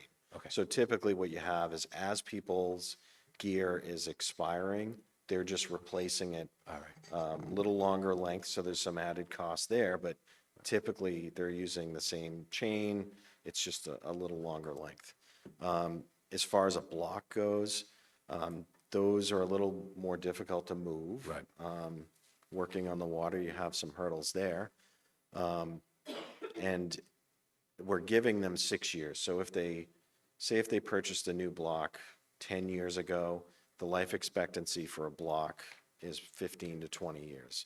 So we're giving them another 6 years to then comply with the new regs. So we're trying to do it in a way that as people's gear is being replaced, we're kind of phasing it in. Okay. So instead of saying, if it's approved here today, everybody has to update, tomorrow, we're giving them 6 years Okay. of inspection requirements. So typically, they're going to be replacing the chain anyway. The one downside would be a block. If it was new as of today, it might not have been completely used up, but they would have to upgrade. Nice. Just staying on the harbor, the breakwater, built 1967, 68, right around that time. Yep. Obviously, I've been looking at it all my life, and at certain tides, it almost seems to be very struggling to keep above water. Obviously, with expected sea level rise, this seawall that we've had since the late 60s, is it encroaching on its functionality? Is there anything that has been looked at by the harbor master? What other agencies might look at that? Or is there anyone noticing that? So that's an Army Corps structure. Right. So that would be Army Corps' responsibility. Right. I've seen ice come over that wall, big high tide events with ice in the harbor. I've seen it lay the stanchions for the guide rail, like just bend them completely flat. Pretty amazing. But typically we'll have 1 or 2 storms a year that sort of align with big tides. And there's a couple sections of the wall that are at water level. Right. I mean, we get splash over, that's a common occurrence, but, so, yeah, I mean, we are seeing That wall, if you were to build it today, you would absolutely build it higher. I don't know if Army Corps is going to, add another layer. Right. But it does still, even if it's at water level or below water level, it still provides us with a wave break. So it's still functioning, even if it is sort of at the surface. I only reference it because we're looking at all these regulations, these different things that are happening in the harbor, and it's all, and much of it is given to us by this seawall that has a lifespan. The other thing I noticed in the presentation, Ellisville Harbor, is that, obviously it's a state park, one side of it, the other side, there's some conservation land and private land. At one time, there were boats moored there, boats coming in and out of there. Is that something that the harbor master has any oversight on now that it sits in, I guess, two worlds, conservation and state-owned? So we would not permit any moorings in there. I know historically there have been lobster boats that would moor down there. Right. The requirements now, if we permit a mooring, we need to make sure that that boat does not rest on the bottom to affect the habitat. Right. So years ago, those boats at low tide, they would be sitting in the mud. Right. So stuff that you could do, Right. Years ago, you can't necessarily permit the same way today, so. There are photos that show boats that were resting on a crossbow. They used to cross beams and let the boat just rest on that for the tide. But I was just curious of Ellisville Harbor. Thank you very much. Thank you. Other questions? All right, pleasure of the board. Make a motion to approve the proposed waterway regulations as presented. Mr. Canty makes the motion. Is there a second? I will second. Ms. Iaquinto seconds. Further discussion? Hearing and seeing none. Mr. Cohan? Yes. Mr. Quintal? Yes. Mr. Canty? Yes. Ms. Iaquinto? Yes. And myself, yes, it is unanimous. Thank you, Mr. Hunter. Thank you. All right.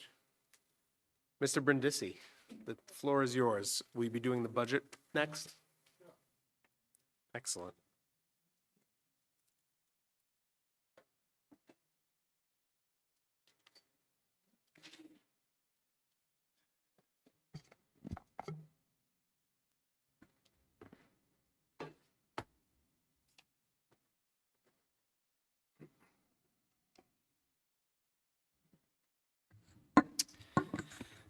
Good evening, Derek Brindisi, Town Manager. So this evening is the FY '27 budget recommendation.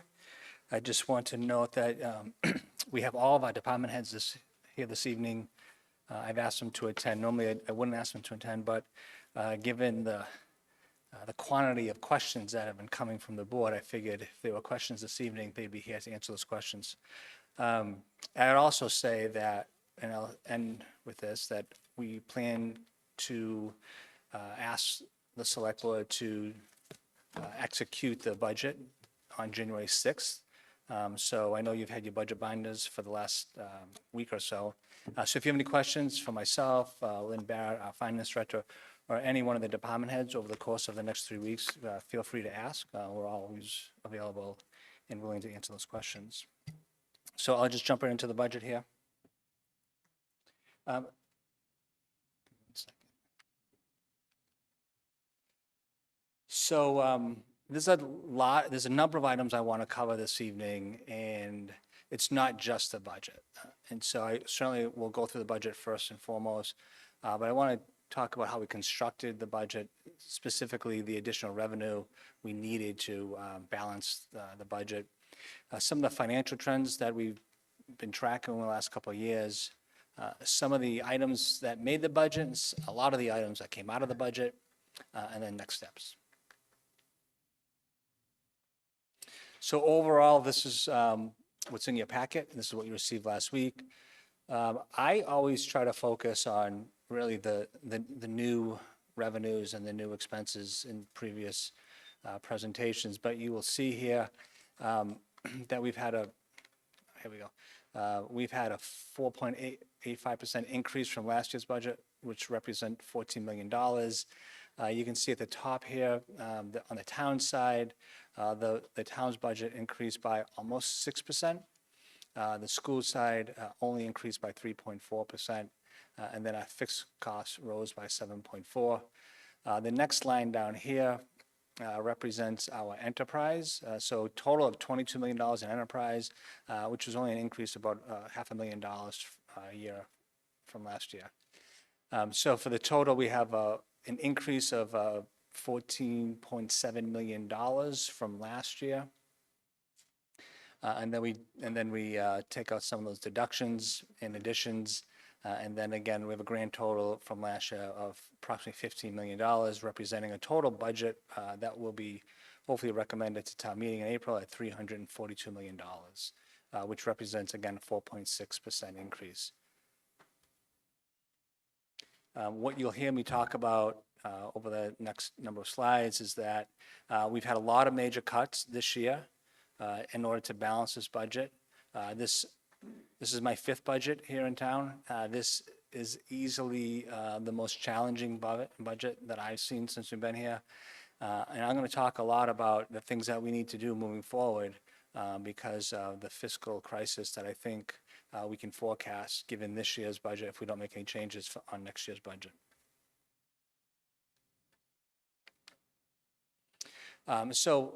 Dr. Chris Campbell always does an amazing job every year presenting a very detailed report to the school committee, then ultimately the finance committee, and he goes through each one of the cost centers. And so this year, I've included our cost centers, and you can see there on the far right.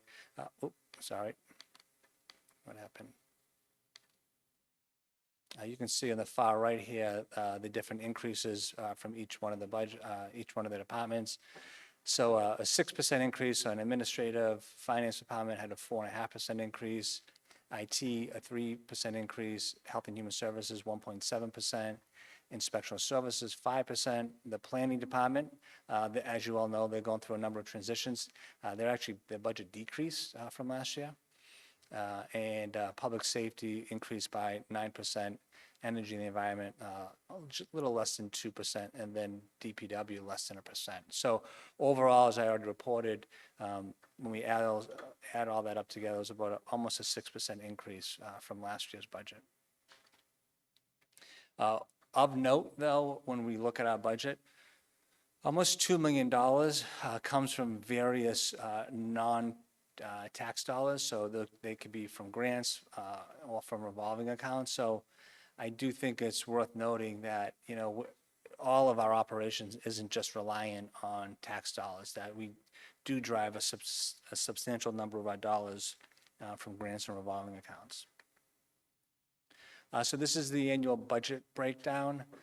So this year, where the town is representing 44% of the total budget, and the school is at 56% of the total budget. And I just want to say, when I say schools, I'm talking about all of education. This was a question that came up last year when we presented the school budget. It did include other non-Plymouth public schools, so we've changed the nomenclature to education. So education represents 56% of the budget. And so those are just the budget breakdowns. As far as revenue, when we look at our revenues, I'm going to talk a lot about revenues in a minute. 73% of our revenues come from property taxes, while state aid comes in at 11%. And just a reminder, we had really strong state aid this past year. It came in at $2.5 million. We went to town meeting in October to make some budget adjustments based upon those new numbers. This year, we budgeted state aid at a level funded from the previous year. But our local receipts represent 8% of our budget. Our enterprise accounts represent 6%, and then other revenues are 2%, like grants, for example. So budget drivers.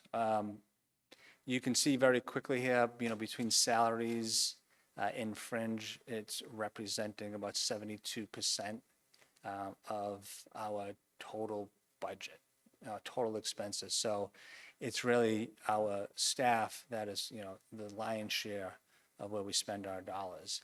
And then debt service is 7%. So when you look at salaries, fringe, and debt service, you're about 79%. And oftentimes, we're always challenged with places to cut. And your other expenses, when you break down those, line by line, that's your utility expenses, which we got to keep the lights on. That's your fuel expenses. We got to keep our vehicles moving. So there's not a lot of places to really cut the budget. And if you're looking for significant cuts, unfortunately, it comes down to people.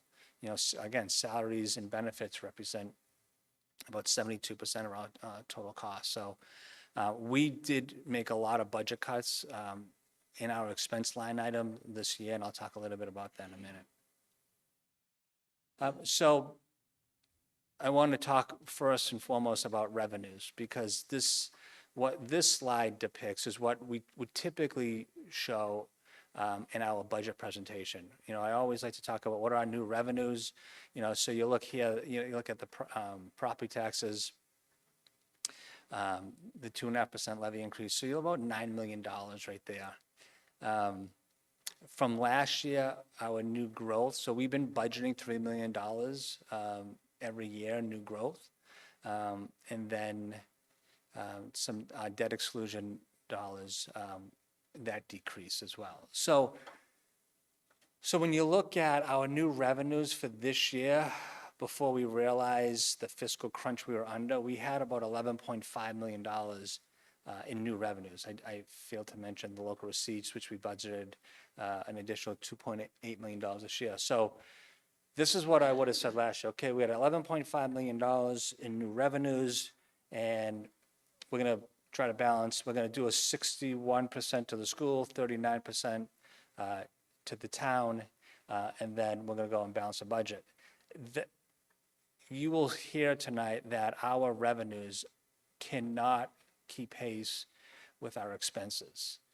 So we had to be creative, and these are the things that we don't want to do, but we had to do it in order to balance this year's budget. So again, so here we were, $11.5 million under a typical, analysis of new revenues. And then what we ended up having to do is we had to pull an additional $939,000 out of our excess capacity. And I have an excess capacity trend that I'll show you in a few minutes. But you know that if we take 939 out of the excess capacity, that leaves us with $1 million remaining in excess capacity. Addition to that, so again, here we are, state aid, we level funded from last year because the governor's budget doesn't come out until the end of January. So to be conservative, we just level funded that this year. But then we look at local receipts. Again, we talked about that, went up to $2.8 million. And then the next two items would these were two articles that were typically funded out of the general levy.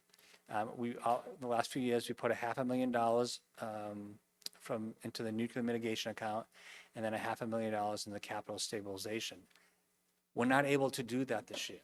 So again, to recap, we added a 939 from excess, an additional $1 million from those two previous articles to come up with, again, an additional $2 million to put towards this year's budget.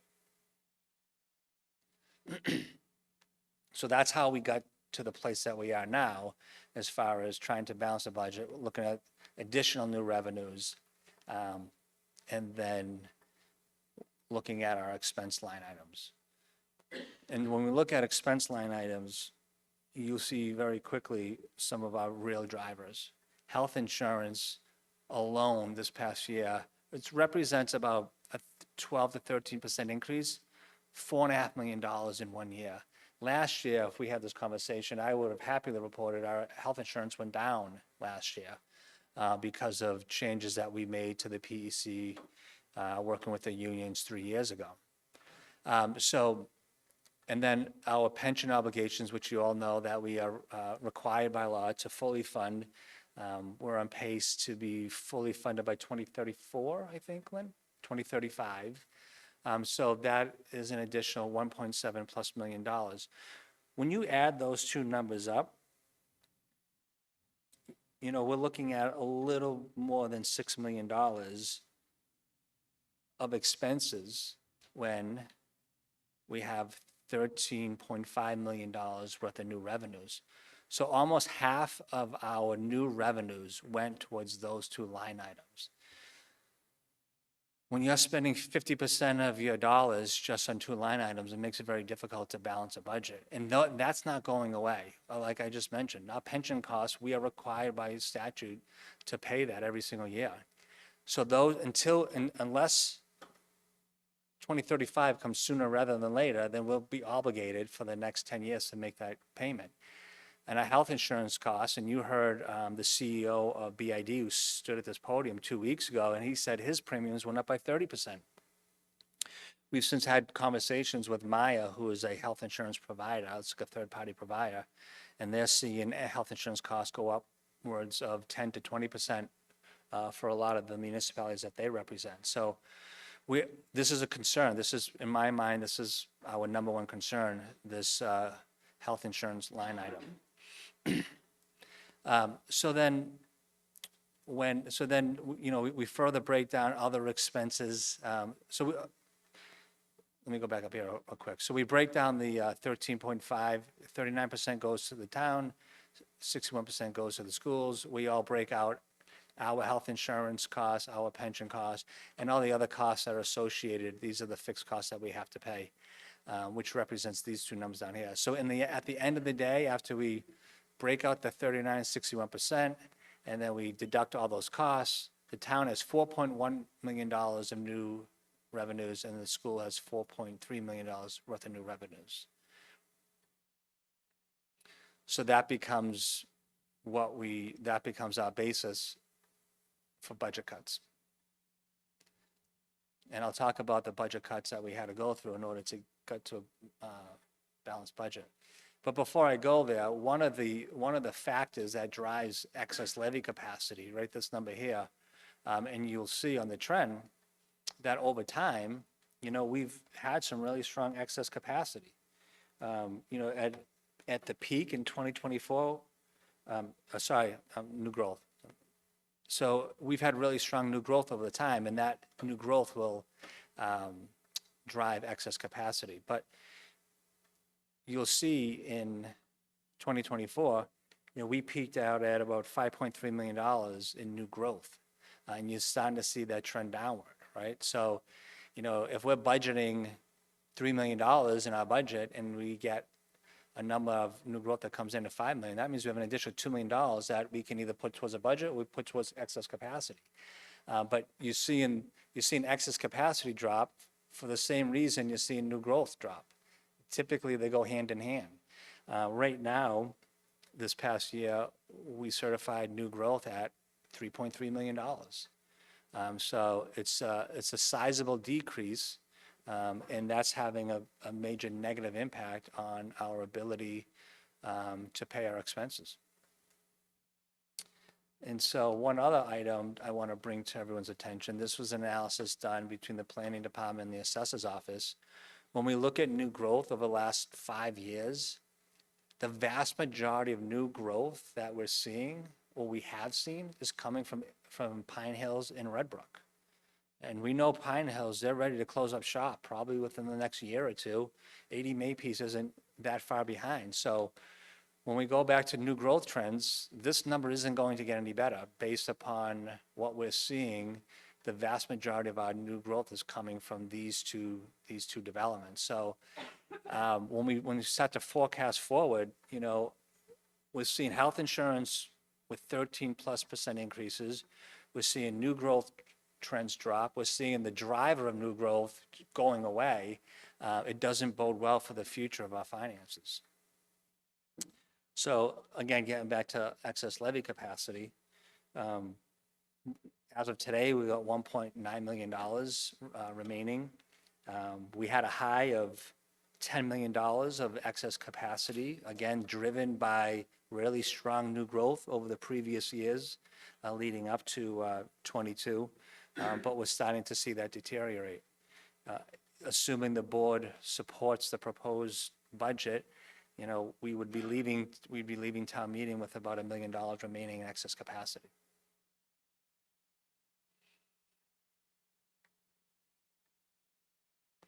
So again, my top concern, I feel like we only have 6, maybe 8 months to turn the tide on health insurance, given that's our major budget driver. If you look at this slide right here, this is a really good slide. This is a slide we presented at the last round of PEC negotiations. This line here represents health insurance increases over this period of time. I know it's not coming in well, the numbers, but this is 2013. There were plan design changes in 2013, and you saw a dip. And then nothing really took place anytime thereafter until here. There was some Medicare Part D changes that allowed us to flatline. And then over the last 3 years, our health insurance is flatlined. We had a change. We went from 75 to 25% down to 30%. That had significant savings to the health insurance line item. We had some other design changes, especially around pharmaceuticals. That had significant changes as well. So for the last 3 years, again, working with the unions, we were able to stabilize health insurance. This past year is the first year that those changes, we no longer have any future changes. So yes, that's where you're seeing this spike right here. This is the $4.5 million spike right here. And based upon all the experts, our health insurance expert and meeting with Maya, they're not seeing any relief anytime soon. So what can we do about, right now, the estimates, like I mentioned earlier, we have 13% increases. Claims have increased by 10% as well. 3% increase on administration and 20% increase on stop-loss insurance. So all contributing to that $4.5 million premium increase. Right now, the trust fund balance is $12.6 million. We are using $3 million this year to help pay for some of the costs incurred around, in particular, some pharmaceutical drugs that are being used. And then if we don't, again, reverse this trend, we plan to use another $6 million next year. So our trust fund balance, unless we make some serious changes, will be cut in half. So we'll go from $12.6 million down to $6 million. So I guess the next question is, so what can we do, right? So it's great to see one of our union leaders here today. It's my intention to call on all of our union heads to reopen the PEC agreement so that we can look at some serious cost-saving measures, such as thinking about a deductible. We don't have a deductible right now with the town. And so our health insurance consultant said if we had a deductible, we could save up to 3 to 4%. GLP-1 is a drug that is causing significant costs to the town. We're tracking right now the GLP-1 drug alone is going to cost the towns $3 million. So we need to eliminate that drug for all those except for those individuals that have a medical diagnosis that requires that drug.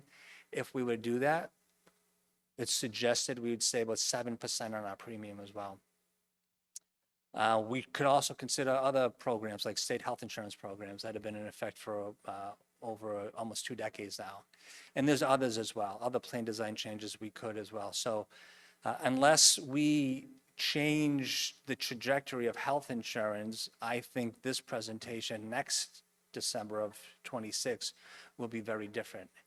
We could be talking about, position losses and other major cuts to our operating expenses. So here's our unfunded liability relative to OPEB. So when I started back in 22, we did an analysis, the finance director, myself, and what we found was at the time of back in there was a report that was issued by the state in 2021 that the town of Plymouth's OPEB liability was 4th in the state. The only communities that had higher OPEB liability was Boston, Worcester, and Springfield, the 3 largest metropolitan areas. And so if you can follow my logic, my bouncing ball in my head, I believe that OPEB liability is related to populations, right? So think about it. When you have a high population, you need more employees, right, to service that high population, which is why, I'll pick on the Worcester Police Department. They have over 550 police officers because they have a 200,000 population. More employees equate to more retirees, right? More retirees equate to OPEB liability. And so it's troubling when Plymouth's population is probably, I think last time I looked at it, I think it's 15th or 16th. So if we were to use that logic of population equating to OPEB liability, one would suggest we should have a 15th or 16th ranking and not a 4th ranking. So OPEB, mitigating OPEB is not going to have an effect on today's budget, but it's certainly going to have an effect on our future ability to afford services here in town. So moving on, just to let the board know, these are a number of the items that are in this year's budget. So we still have $2.6 million towards roads. We have an additional $3.1 million that comes from the motor vehicle excise tax that flows through free cash. We have set aside $5 million because we're not investing the $500,000 under the general levy for the capital stabilization. So in turn, because we have $23 million in free cash, we are recommending we take $5 million of that free cash and put it into a capital maintenance stabilization fund. We hope to pay off $1.5 million in debt. That will save us $500,000 in financing costs by doing that. Per our financial plan, we plan to set aside 10%, $2.3 million roll over into the following fiscal year. That $2.3 million gives us a buffer if something emergent were to happen over the course of the next 12 months. And so again, that's part of our financial plan as well. And then when we make all those deductions, we'll have approximately $9.8 million available for free cash that'll go to the Capital Improvement Committee ultimately, and then make its way to town meeting. And just so it's clear, we typically do not advance capital requests that we can't afford. So those in the CIC, they should see relatively around $9 million worth of capital requests. So there's the free cash number. $23 million this past year that was certified. Last year, it was approximately a little north of $20 million. So free cash has gone up.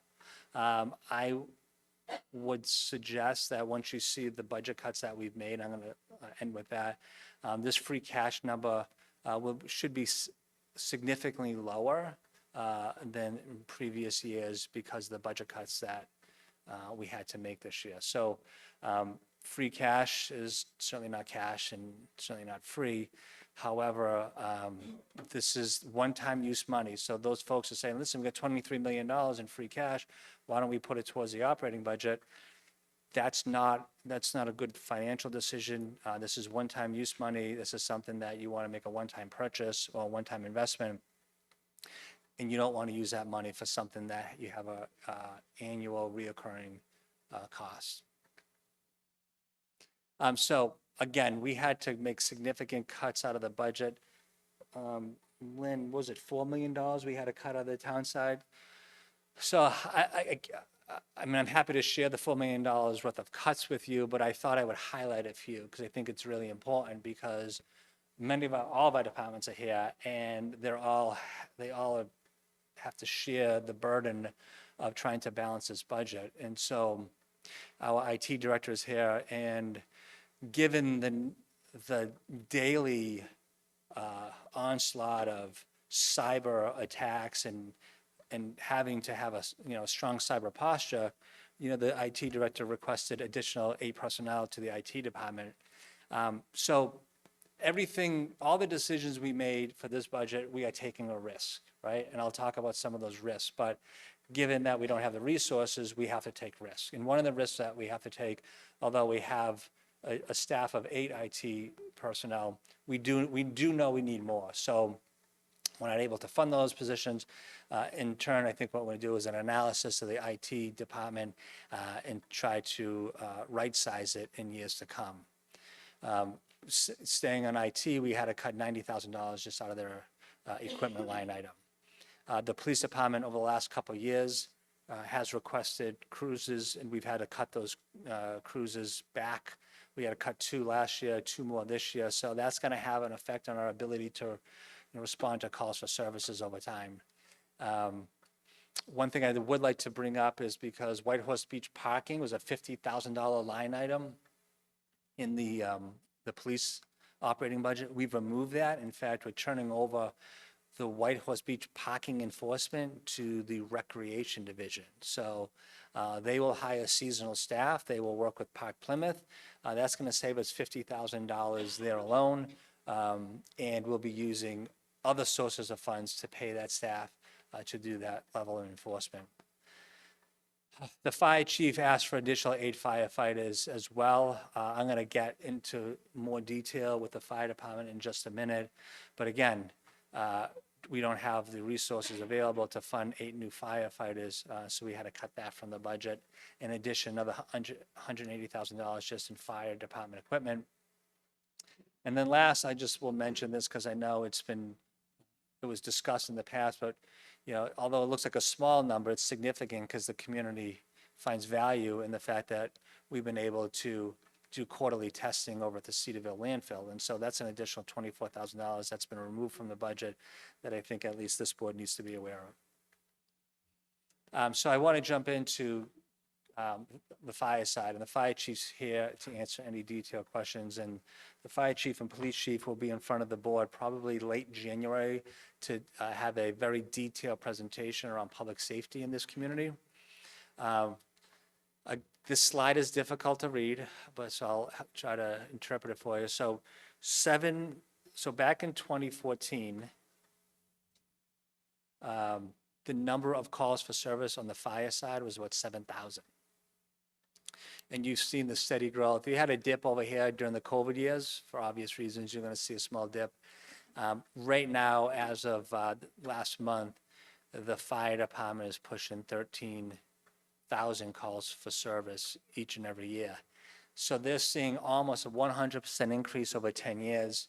During that same period of time, they've increased their staffing level by 12 firefighters, right? So if you double your work output, one would argue you should double your number of personnel. And so not saying we'll ever get there, but we certainly have not kept pace with the number of personnel needed to respond to calls for service.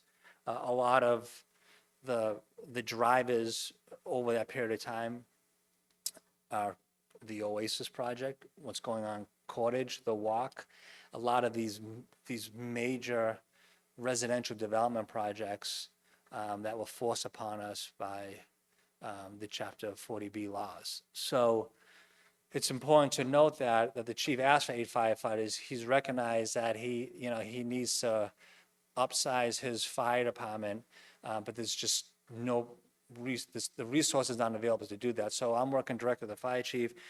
He is going to be organizing a meeting with federal officials to talk about the SAFER grant.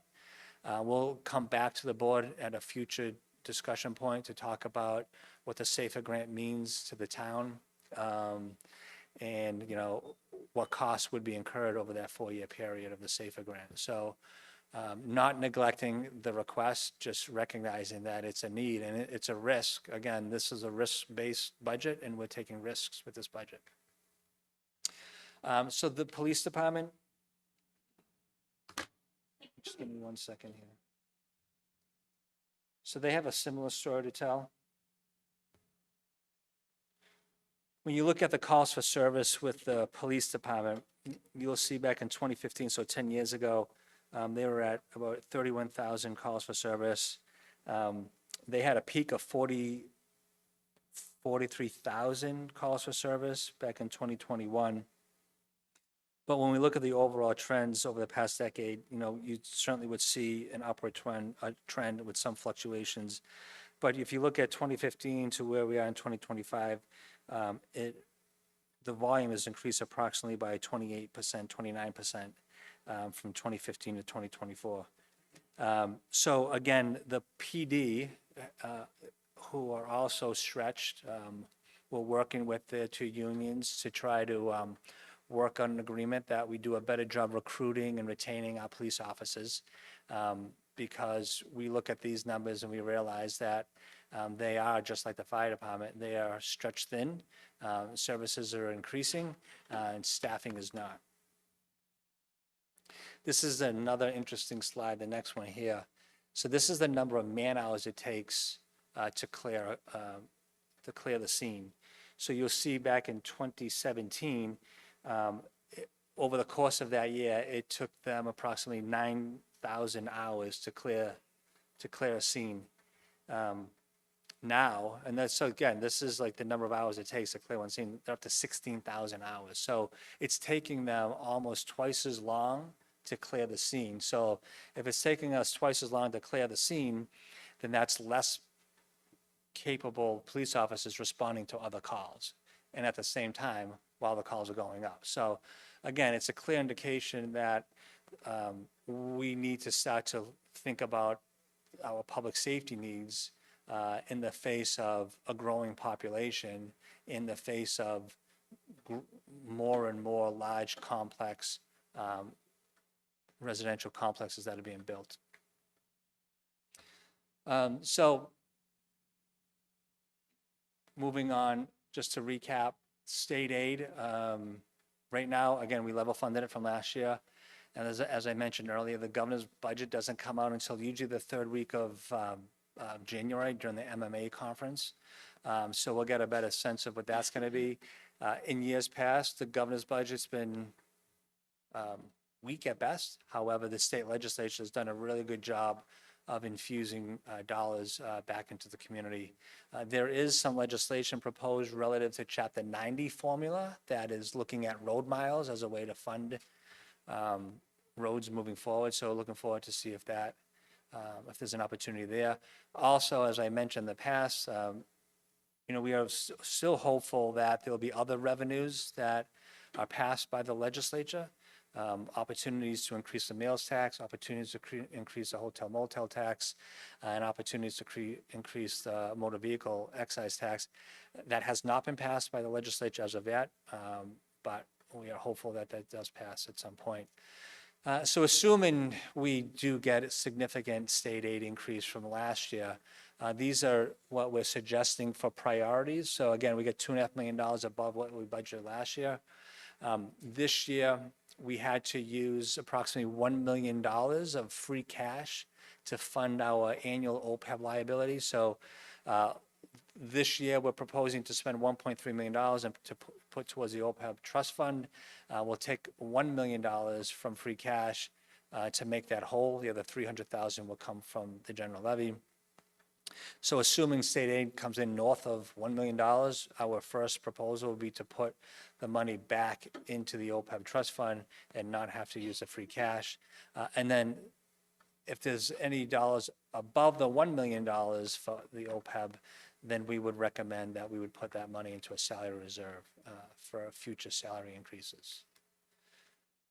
So in closing, the board has, again, 3 or 4 more weeks to just go through the budget, ask any questions that you may have. We are hopeful that January 6th, the board will vote the budget forward to A&F. And then on January 13th, we'll do this again with the school committee and the finance committee to discuss the budget in more detail. And then once that's complete, it'll move on to A&F, and they'll go through their budget subcommittees. Pending any questions, I think that's all I have for now. Derek, thank you for the presentation. Before I pass things off to my colleagues, I want to get ahead of a couple of phone calls that I'm likely to get tomorrow. Can you go back to the slide with budget cuts?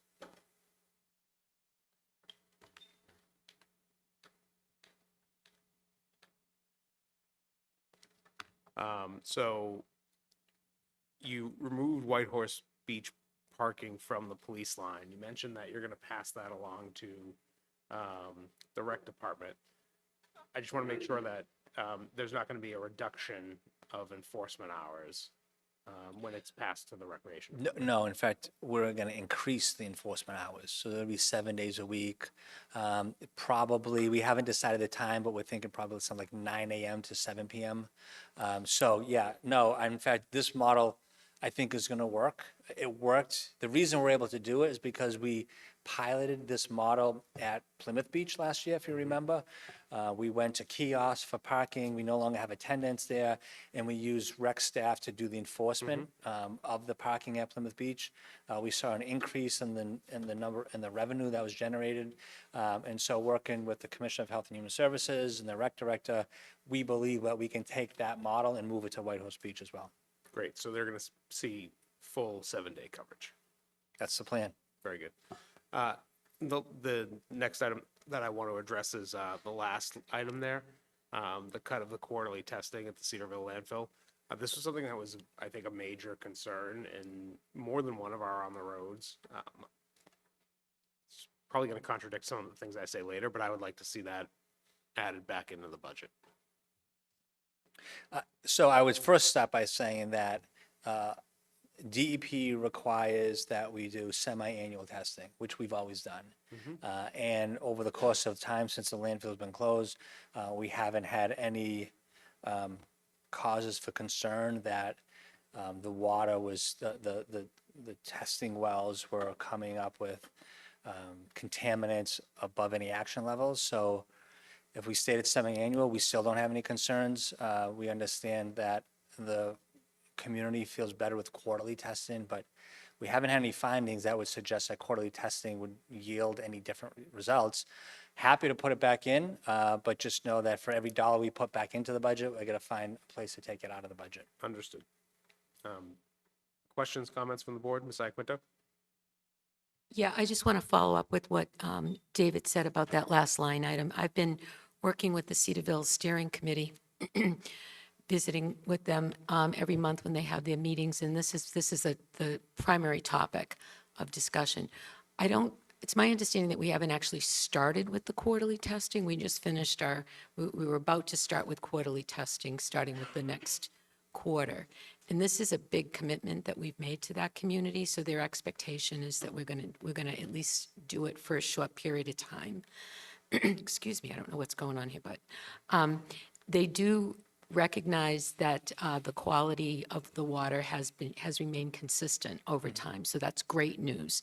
And they're willing to, I believe that they would be willing to reconsider the quarterly testing if we do it a couple of times. Sure. And then, that we continue to see that trend.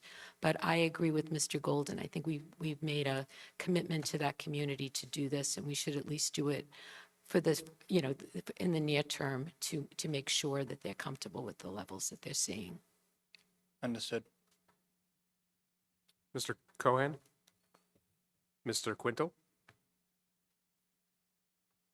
I agree with Deb and David on the testing for Cedarville for a couple of reasons. One, just to show concerns over 71 hedges as well. They seem to tie them together, although I wasn't at that meeting, but I do know the concerns. We couldn't use free cash for that if we just did it for like this year, and like Deb says, if everything comes back. I mean, I wouldn't have a problem with that, and that way it wouldn't really affect the budget. I mean, that's not up to me, but it seems logical. If we could, that would be the place to take it. Mr. Cohen? No, I just echo what my colleagues are saying about Cedarville, and Dicky touched on it. Obviously, right next to the landfill, we have a sand and gravel removal operation that we don't really know what the end result of the topography in the area and the effects of that. So I think that the discussions we've had with Cedarville, what is echoed by the board, I think that we have to look at that seriously as something that we wouldn't remove from the budget. Mr. Canty? So I think funding that for the year through free cash would make sense. So I would suggest we do that rather than cut something else that's important, particularly because we don't want to use free cash, as you know, for a recurring expense. But if it's a temporary thing, that's a different conversation. So if and when we get a full year of quarterly reports being A-okay, then I think that would be a very different conversation in 2026. I do think, though, and I know from conversations we've had, obviously the biggest driver of the budget, as you said, in terms of the cost, is the people, but it's the people that are delivering the services that our residents are consuming. So really, the biggest driver of our budget is our residents themselves. And so the people that work in the town are performing tremendous amounts of service to all the residents in various stages of their lives in various areas of the community. But I do think it is important that we stay the course with the Nuclear Mitigation Stabilization Fund. Even though the budget is tight this year, if that property is developed in a way that adds to the service obligation of this community, then that will be, in my opinion, an existential threat to the long-term financial viability of Plymouth. So I would strongly advocate for my colleagues to support staying the course and putting money towards that as we go forward. That is money that, well, it is possible that we may have other funding sources to secure that parcel if and when it comes on the market. We can use the money in the Nuclear Mitigation Stabilization Fund, which gains interest in that fund, for any lawful purpose, including paying for things that we would pay for free cash for in the future. Because as you detailed, you touched on it a little bit, but because we're cutting these things from the budget this year, Right. those are the things that feed free cash next year. So That's right. I just want to undercut and highlight that we're taking more money out of free cash this year, and we're also taking the thing that feeds it as well. So next year, free cash will be probably significantly lower than it was in those charts that you showed. That's right. For those reasons.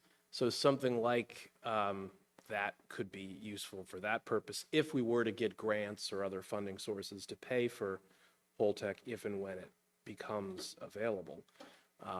Projected partial site release isn't until 2035, so we have some time to pay towards that fund to get it up to a healthy level to secure that parcel for Plymouth's future. But, we're hearing through the master planning process that people are really tired of the way that the town has been developed.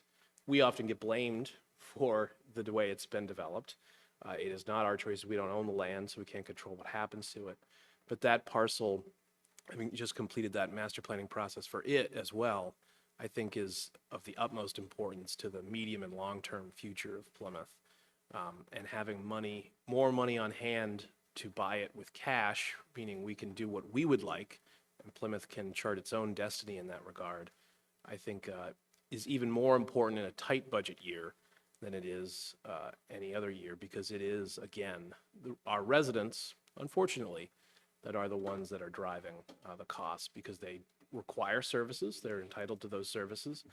But the more of them we have, the more we have to provide, and the more expensive that gets over time. So I look forward to having further conversations about that as well. And if I could just respond to Mr. Canty, so relative to the free cash, so we're talking about the FY25 free cash certification, which was certified this past fall.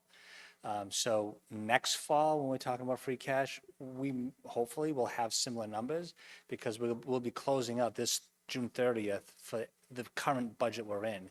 The budget we're talking about tonight is obviously FY27. So I just want folks to be aware that when we see that real negative decline of free cash, we're gonna realize it in the fall of 27, if that makes sense. Okay. I wanted folks to be aware of that. But, to Mr. Canty's point, that a lot of the funds that typically would fall to free cash, unspent dollars in budgets, most of them have been eliminated. And so we would expect to see a significant drop in free cash. Again, we'll be talking about that in the fall of 27. If I could follow up on Mr. Canty, I have been a strong proponent of the Nuclear Mitigation Stabilization Fund. I voted for it as a town meeting member. I voted for the funding of it as a town meeting member.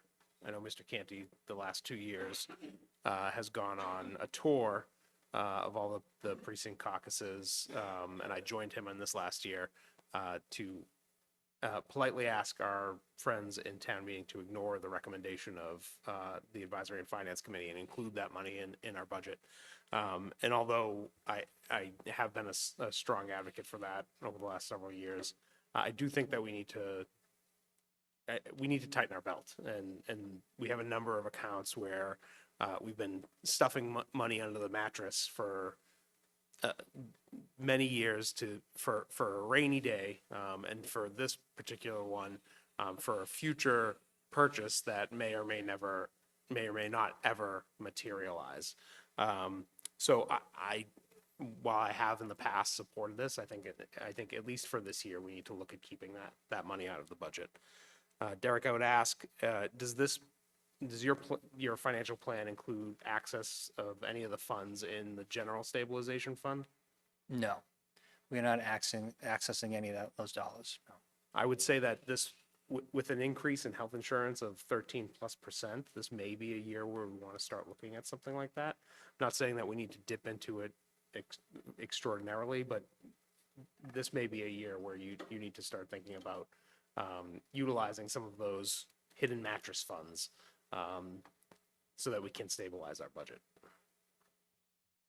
Yeah, I would say relative to general stabilization, that is the state's version of rainy day funds, right? When we start having conversations about overrides, layoffs, then I would agree we should probably start talking about using that money, especially when you're forecasting a positive change, right, in new revenues. Maybe you're seeing some new growth coming, but you need 2 years to get there. And so you need to use its stabilization to just bridge that gap.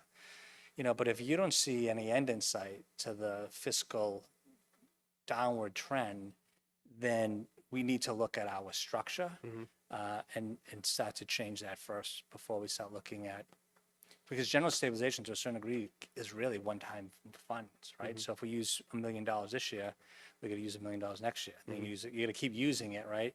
And you get in this really bad cycle of relying on general stabilization. But if you can use it for a bridge, then I would say, yeah, that's something we should consider. I agree with you. It's certainly something that we need to access during the event of an override. But 2 years ago, we were at what, $10 million or so in excess levy capacity? Yes. Is that right? Mm-hmm. Yeah. So this past year, we went down to 2 million, and we're talking about going down to 1,900,000 maybe even. I feel like we're running headlong into an override discussion.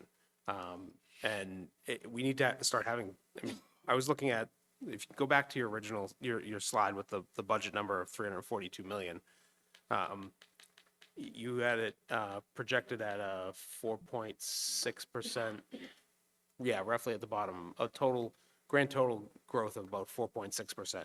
If you take that $342 million number, and over the course of 10 years, simply apply a 4% growth, we're talking in 10 years, we're going to be over $500 million. That puts us in the range of communities like New Bedford, Newton, Quincy, Fall River, very different from the town of Plymouth. If you extrapolate that out over, if we do hit that, we're talking about a 253% growth from where we were 10 years ago, which is just under $200 million in our budget. If you extrapolate it over the next 20 years, we're at $1.109 billion. That is astounding to me. And I don't know how we can sustain that growth. I think that, all of us here everyone on this board during our campaigns has talked about affordability. And affordability includes how much do I have to pay to the town so that they don't take my house. So I think we really need to start talking about how we can tighten our belt, and I think it starts with some of these hidden funds. But I think there need to be other strategies that are put in front of this board. And we've all also talked about economic development. We really got to get serious about that. And I think when we have our conversation with our joint meeting with the planning board and the foundation, we'll start those conversations. But this community needs to start getting out of its own way. We need to defeat the perception that we're an anti-development community, particularly where it comes to commercial and industrial growth.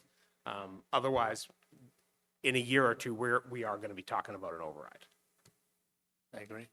And I believe in 2018, 2019, the finance director presented to that select board the possibilities of an override on the horizon, like 2021 override, and actually gave very detailed description of what that would look like if the town were to enter an override in 2021.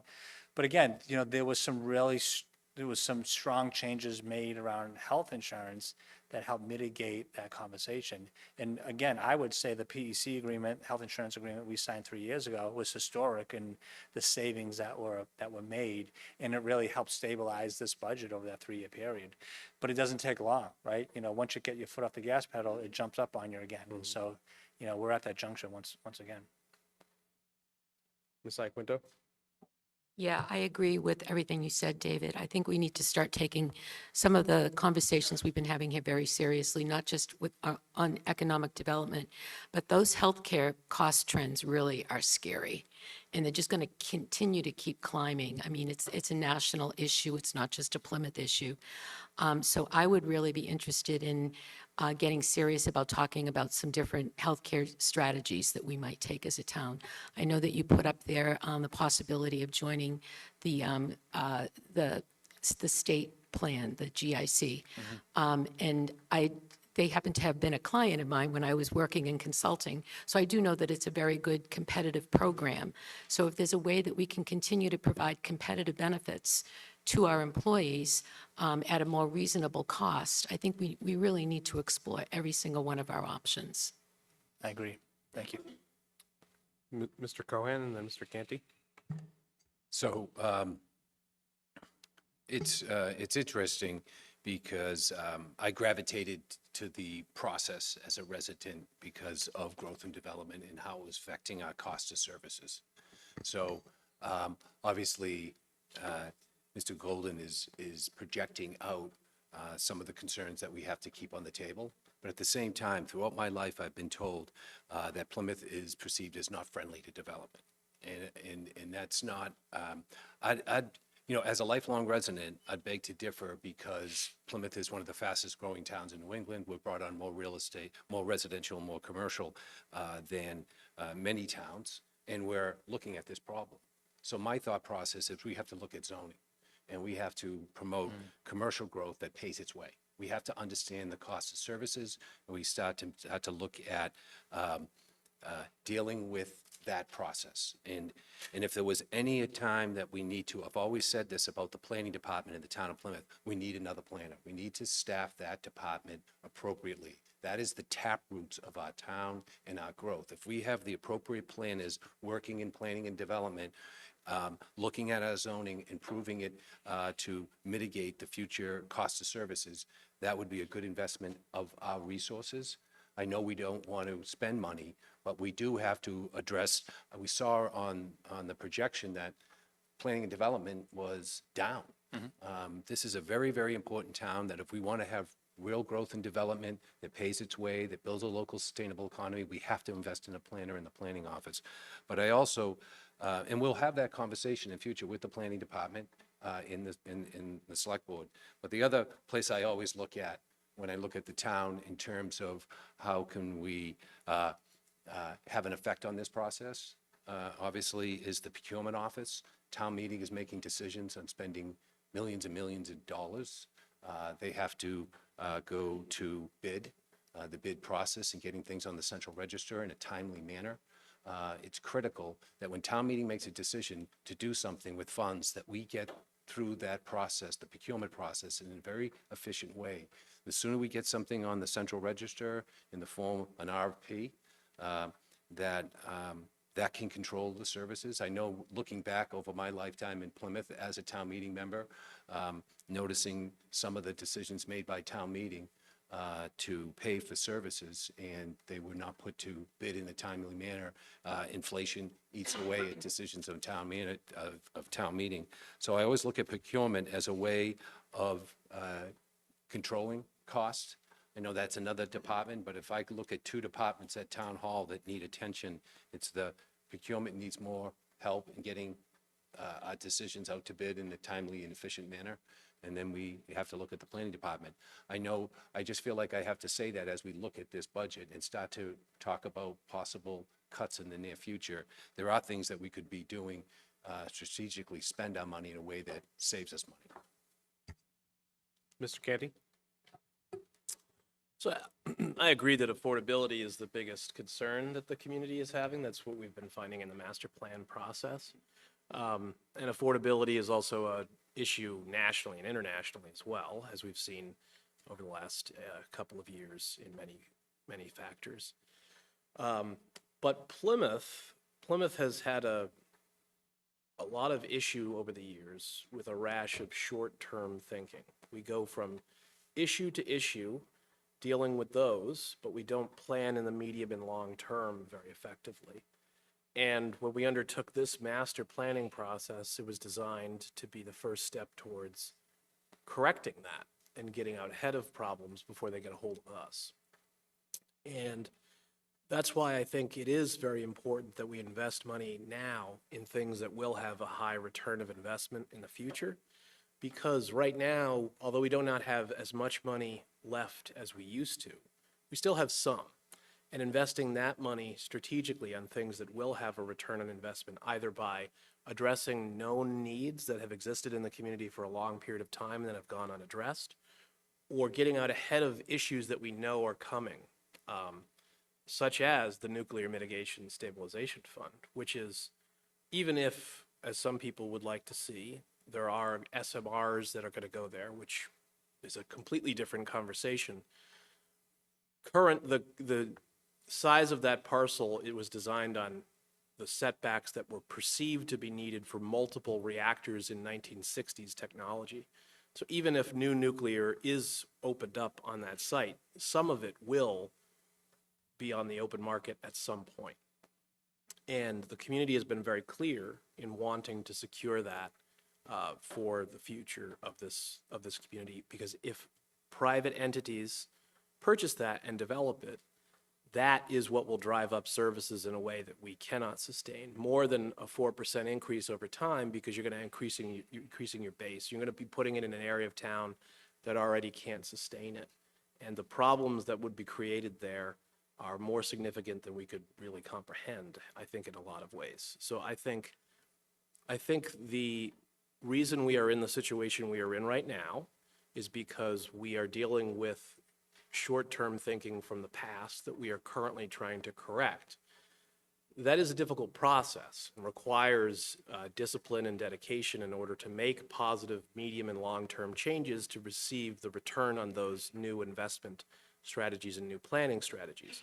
We should stay the course, and we should carry forward making decisions for the medium and long-term future of our community to be sustainable in a way that it has not been in the past. It has been largely developed by private interests that only care about themselves, many of them out of town, that build something, we say they're building something we need, something we should want, and then they leave and they have a better quarterly report, and we're left with the problem.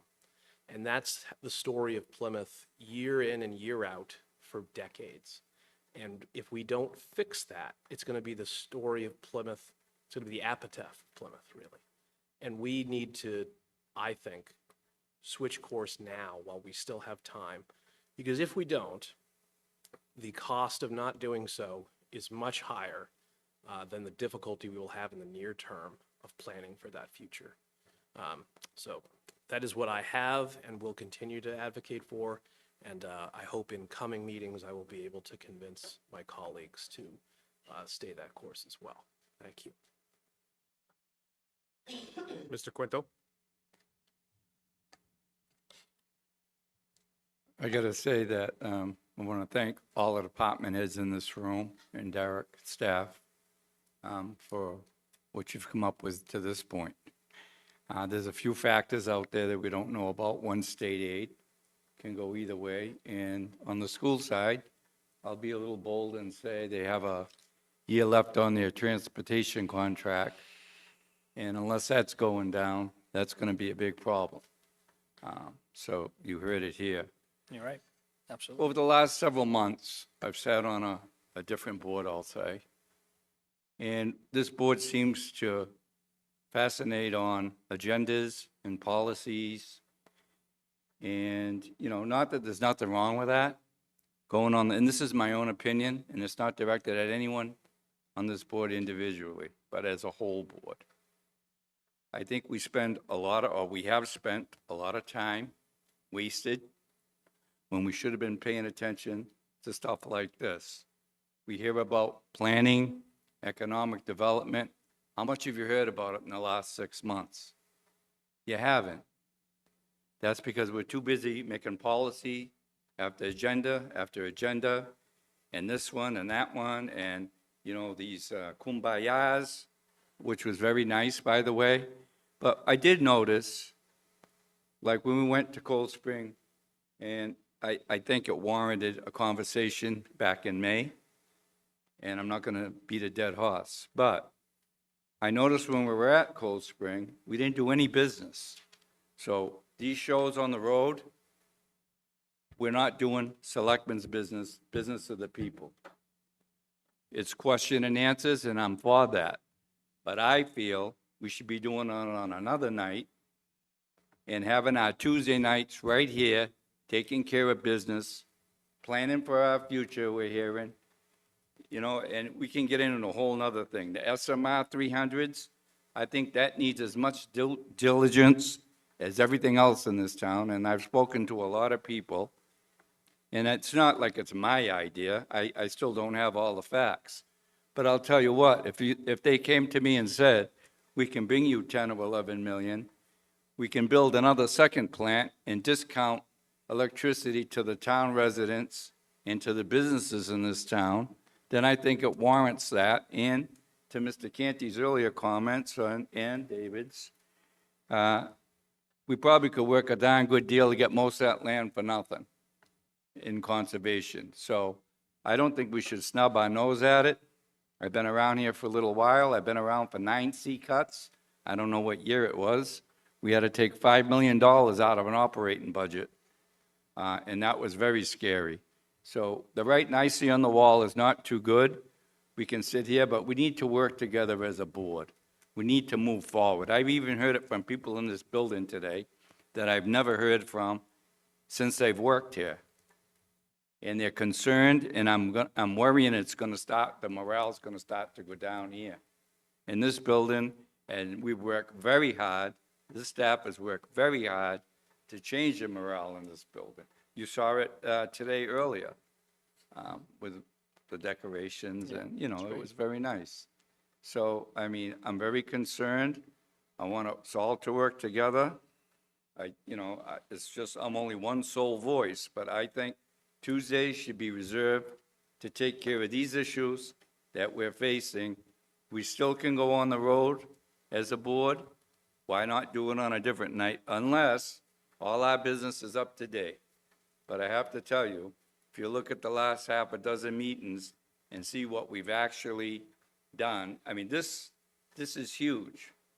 $4.4 million increase in medical insurance, a $4.1 million on our side of the budget to take out of that. And I'm going to tell you, you got maybe a year or two left. I don't need to see nothing else. We are going to go for an override. Either that, they're going to be layoffs. And that's the last thing I want. So I've been wanting to say this. I've had a lot of people come to my work, even on the weekend, because I work on the weekends. That's my choice. And I'm hearing that, you know, what's going on? What's with the board? Why aren't we, you know, and this is no reflection of you as being the chairman. That's not what this is about. But we need to get our act together, I guess. And I'm done. Thank you. Further questions or comments? Mr. Cohen? No, just I think it's good. I think that, we're a 5-member board and we have to tackle these issues together. I think we're making progress working on them and we'll continue to do that. I think this is a group effort and collaborative effort and of us all working together. So I look forward to that and working with my fellow board members.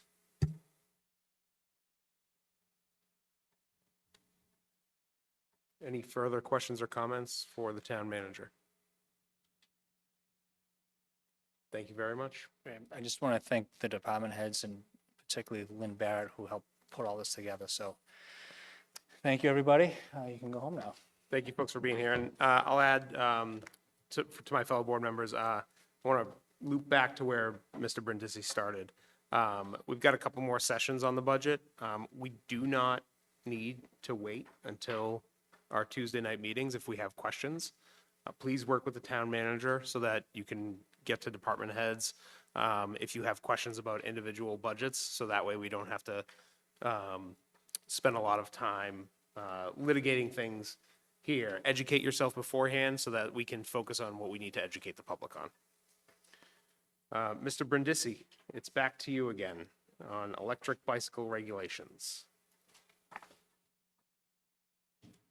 I'll let the room clear out before we start talking e-bikes.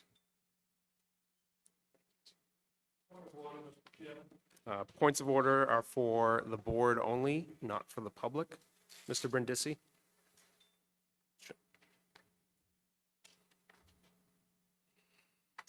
Okay, so tonight, I believe, would be the last discussion on the proposed legislation relative to electric bicycles. I'll start by just giving the community at large just an update as to the substance of the proposed special legislation. And you can see right here. So the legislation proposes a number of things. So provides, if you look at legislation, it has definitions of the various classes of the electric bicycles. And then there are a number of rules around operating electric bicycles. For instance, we would require a registration of every electric bicycle here in town, including name and address of owner. We would require the registration evidenced by a decal to be displayed on the electric bike. We would have a fee for the registration.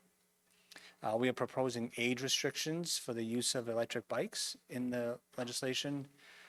There are proposed areas that will be prohibited use of electric bicycles. We will require helmets to be anytime a rider uses an electric bike.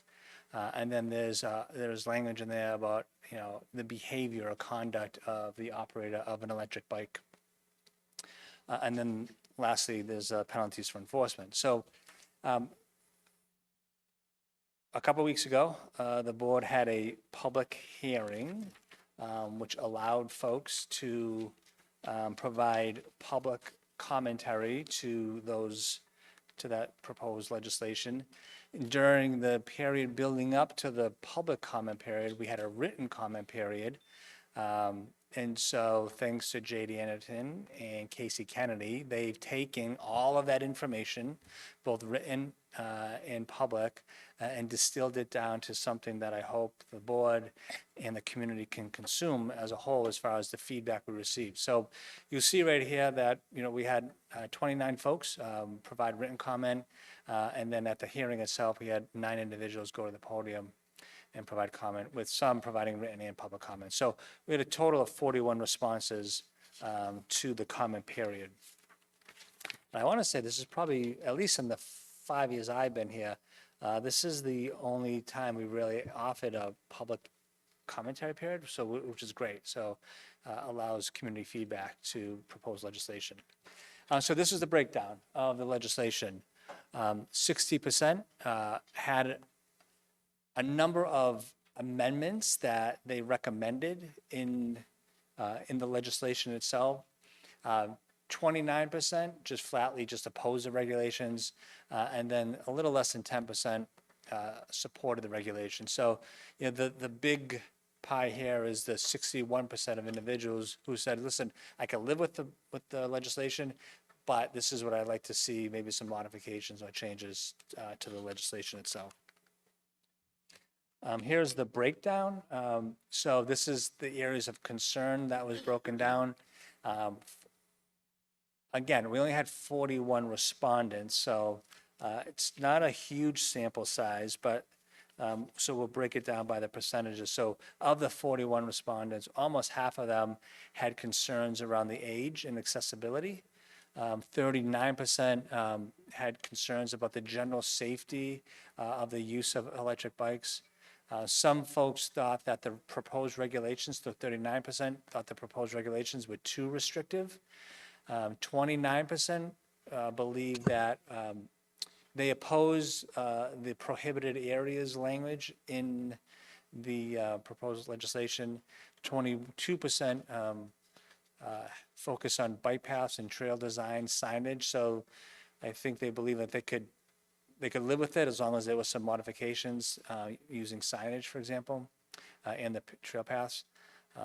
22% focus on law enforcement, 22% oppose the registration component, 19% oppose age restriction, 14% talk about sustainability, and then 14% focus on education as one of the means to get at the erratic use of these e-bikes. So I just went through all this stuff, so I'm not going to go through again, but this is the definition of the age accessibility. So age accessibility, the current proposed regulations could unfairly single out older adults and people.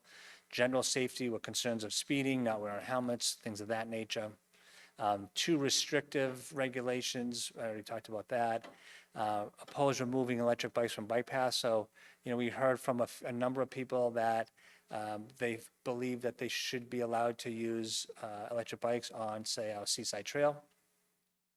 And then again, we talked a lot about is like, maybe we could redesign some of our trails, maybe better signage would allow for a safer use of our bike paths. And it's focused on law enforcement, encouraging shifting focus onto existing rules and regulations rather than creating new ones. So we all know that there are state laws relative to the use of bicycles and electric bikes. And so some believe that we should just focus on enforcing those regulations versus creating special legislation. Oppose registration of e-bikes, talked about that. Oppose age restriction. Current regulations seem too restrictive for older adults. Sustainability, electric bicycles allow for individuals to ride bikes, promoting the town's overall sustainability initiative, and then focus on education. I mentioned that. Again, there was a group of people that felt like we should just do more education than legislation.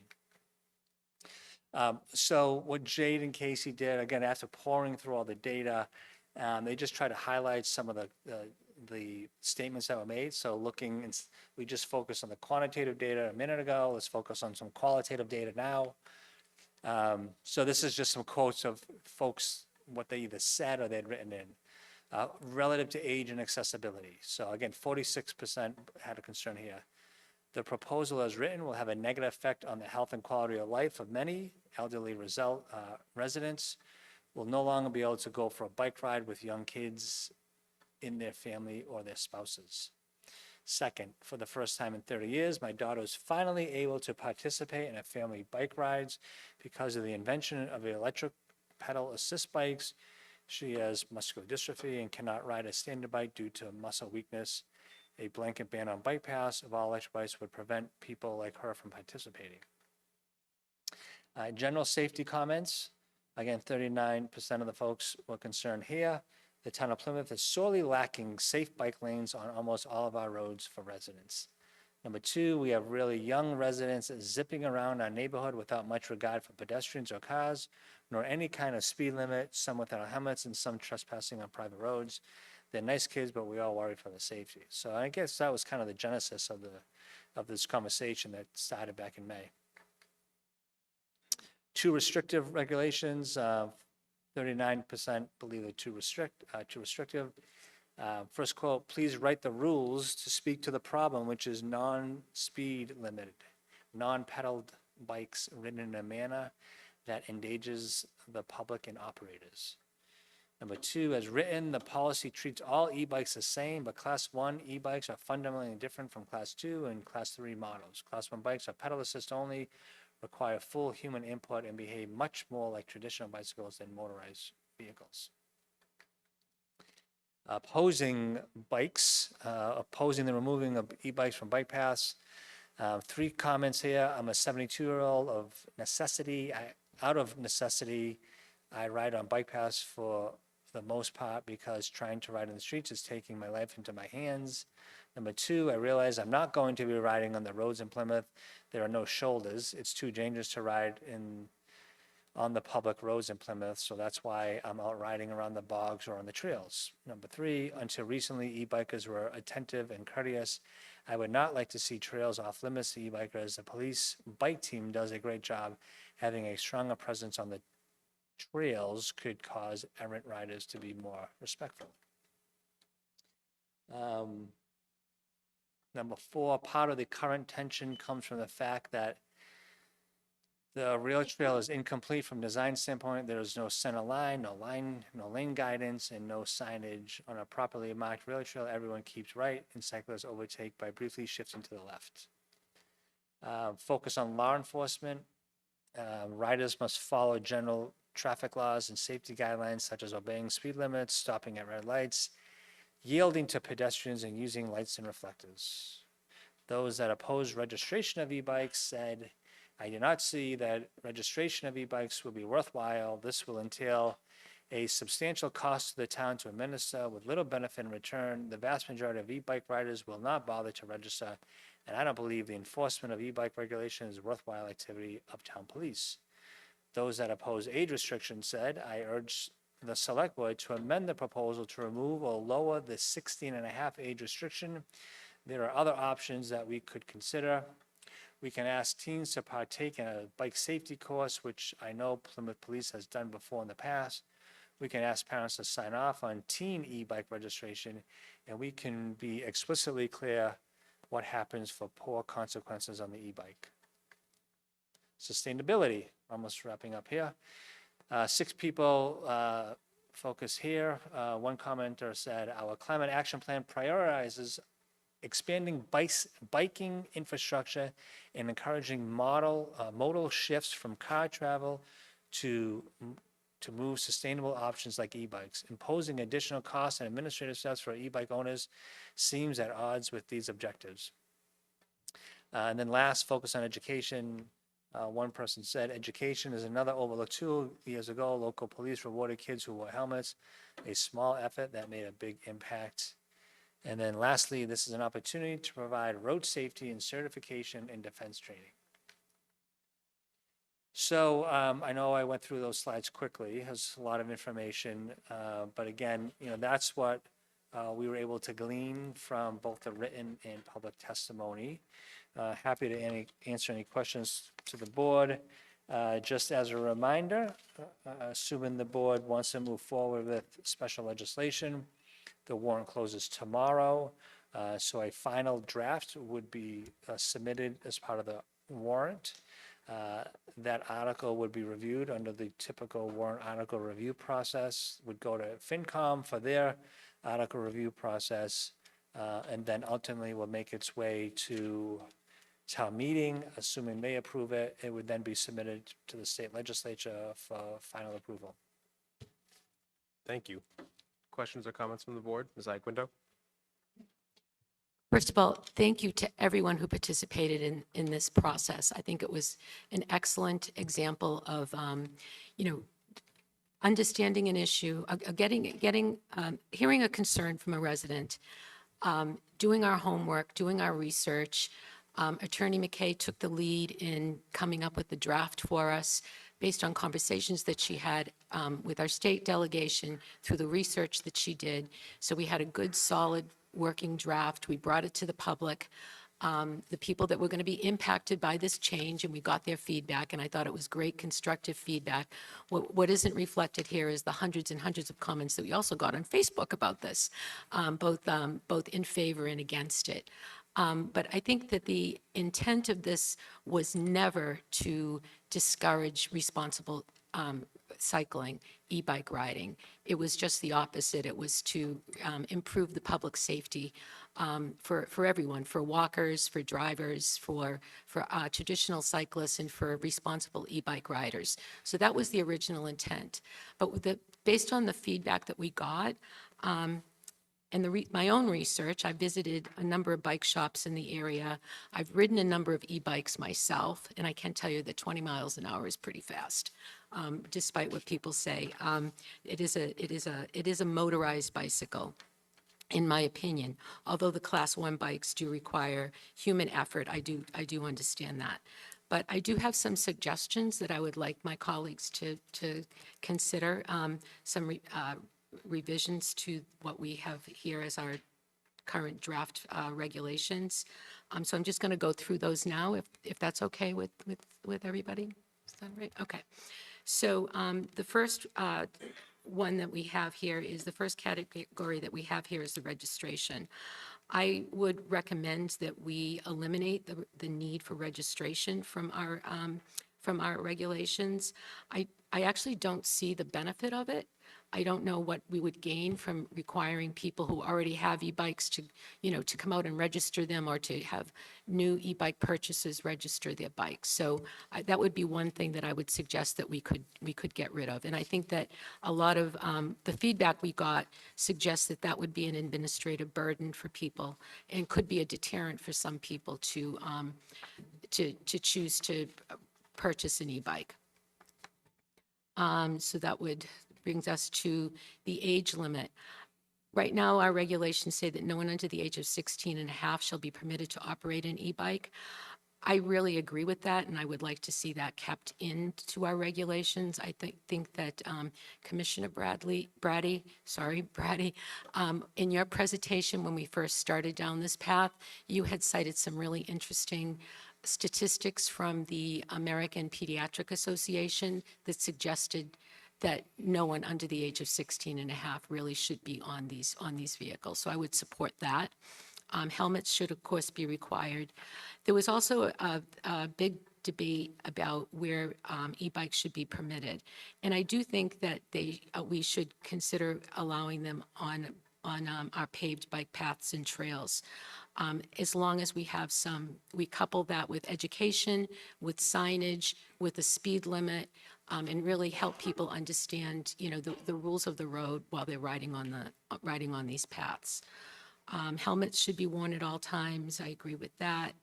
All of the regulations that we have in here for how to pass a pedestrian or another cyclist, I think those are all good. And those are all actually basic rules of the road that people should know. And if you're a responsible cyclist, you know how to pass a pedestrian who's walking on the road. So I think that those are all really important and can be reinforced with education. And then I do think that the financial consequences are very important. I think that puts the teeth in our regulations, that there are financial consequences for irresponsible bike riding. So that would be my recommendation, is that we take a look at modifying this in those ways, basically eliminating the registration and allowing e-bikes on our paved bike paths and trails. Mr. Canty?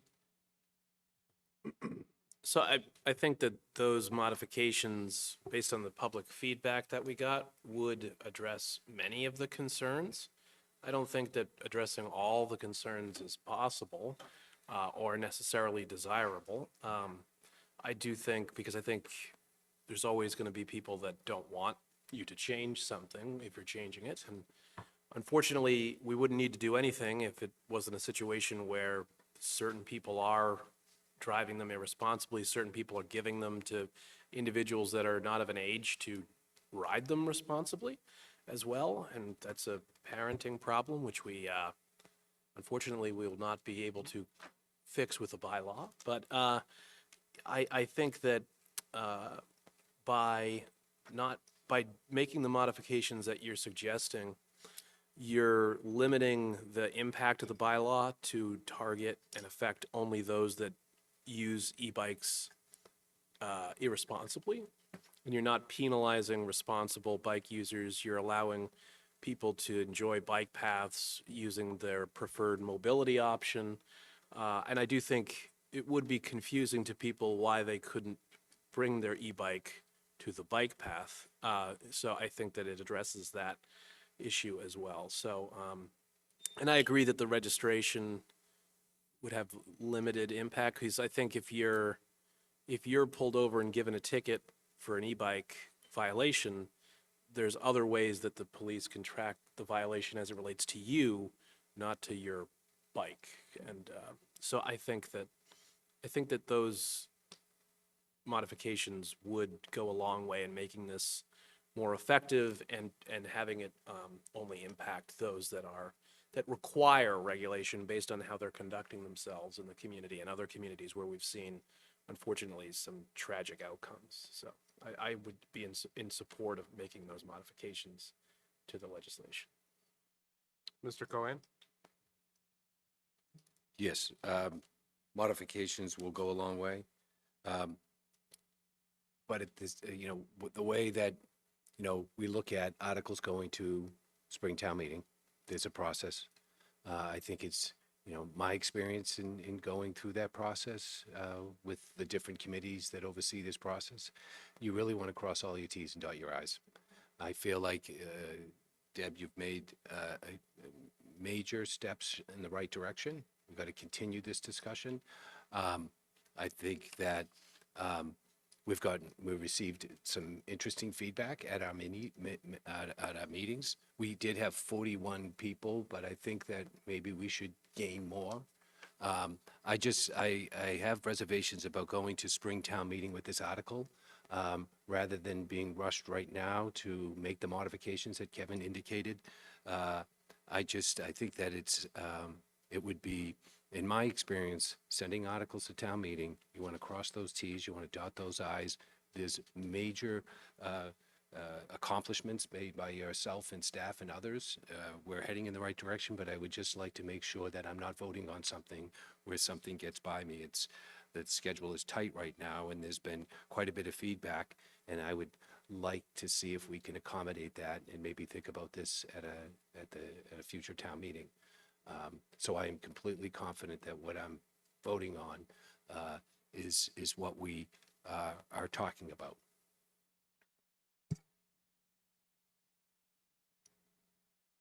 Ms. Iaquinto? I hear your point, Mr. Cohen. I think that with the modifications that we've suggested, this will allow us to be proactive. From the research that I've been doing, e-bike use is just going to continue to escalate. It's going to continue to grow, and the technology is going to continue to get more and more sophisticated. So I do feel like it's important for us to get out ahead of it. I don't think that this is the changes that were recommended here are so overwhelming or confusing that we wouldn't be able to bring it forward in time for a town meeting, an article for the spring town meeting. I feel that if we wait till the fall, that's given us another year or so with nothing out there, no regulation at all out there. So that's what concerns me. We did hear from enough people in the community that they have some concerns about public safety, and I feel like, this is a time when we could really do something to address that. I understand the comments, and that helps. But at the same time, I always see the process of going to town meeting as an educational experience, that you get in front of boards and committees, that you, by osmosis, the action of it, elaborating on the article does help with the process. To get to that point, to have all the T's crossed and the I's dotted, it is about partnering with the interest that we've seen from the audience and from some of the participants in some of the meetings and some of the feedback that we received online. I think that that opportunity strengthens the bylaw, and it strengthens the experience of us all going through it to town meeting.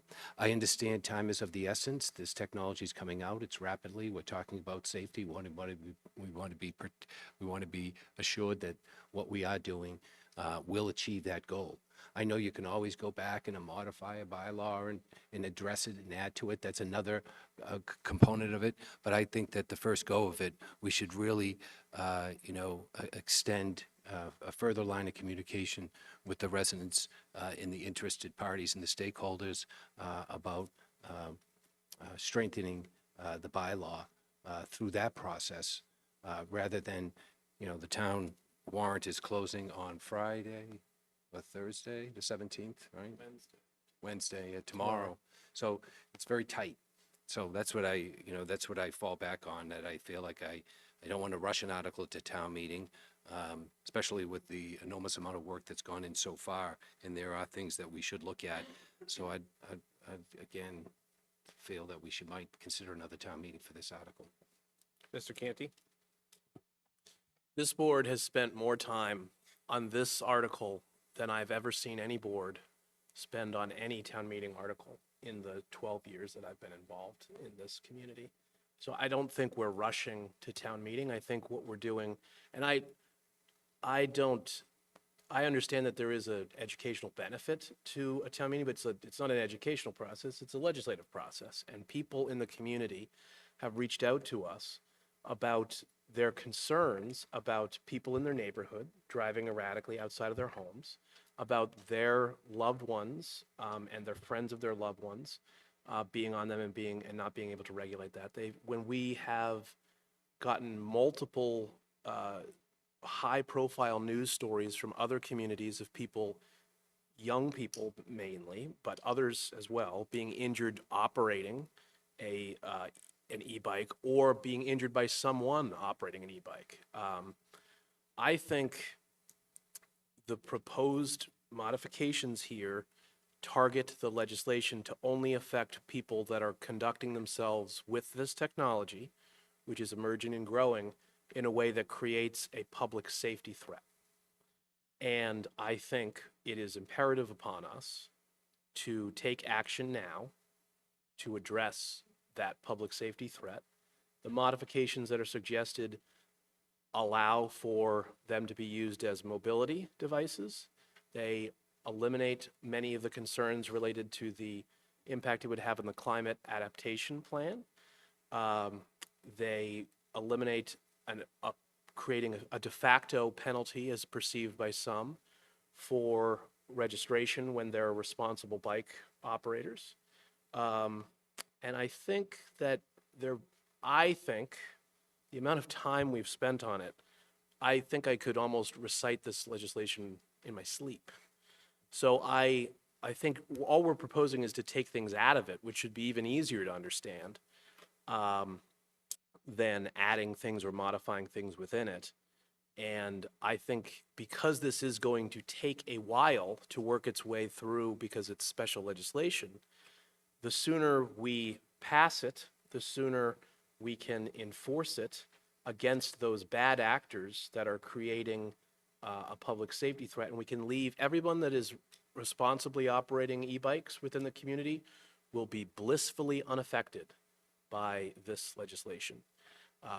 I would very much like to see us work on this for this spring, because that is what many people in the community have asked us to do. There are people that are concerned about some of the provisions. Many of those concerns are being addressed by these modifications. Admittedly, not all, but no legislation is perfect, and I think this modification that's been proposed is, while not perfect, we don't want perfect to be the enemy of the good, and this is certainly good enough for prime time, in my opinion. So I would encourage us to go forward.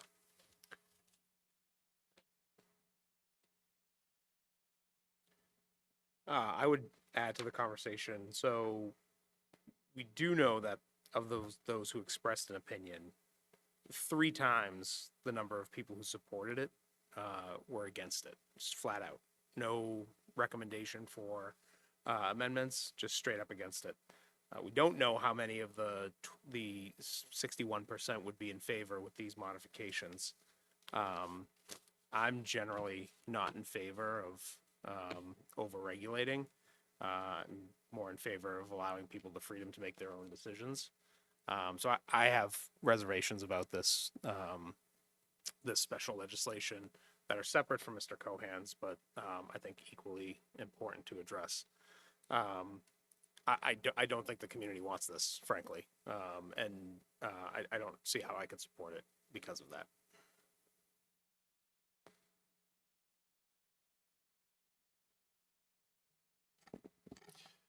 Just to comment back on Mr. Canty's statements, I do believe that there is a benefit to the legislative process, that people go into it knowingly.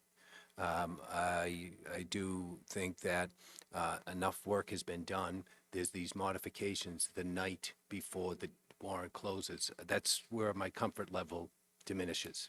So, I want to see some comprehensive policy around this technology, but I also want to take into consideration the modifications as they should reflect the general public's interest in this process. I think you indicated that there's quite a bit of interest online. I think we just need to capitalize that between now and fall town meeting and,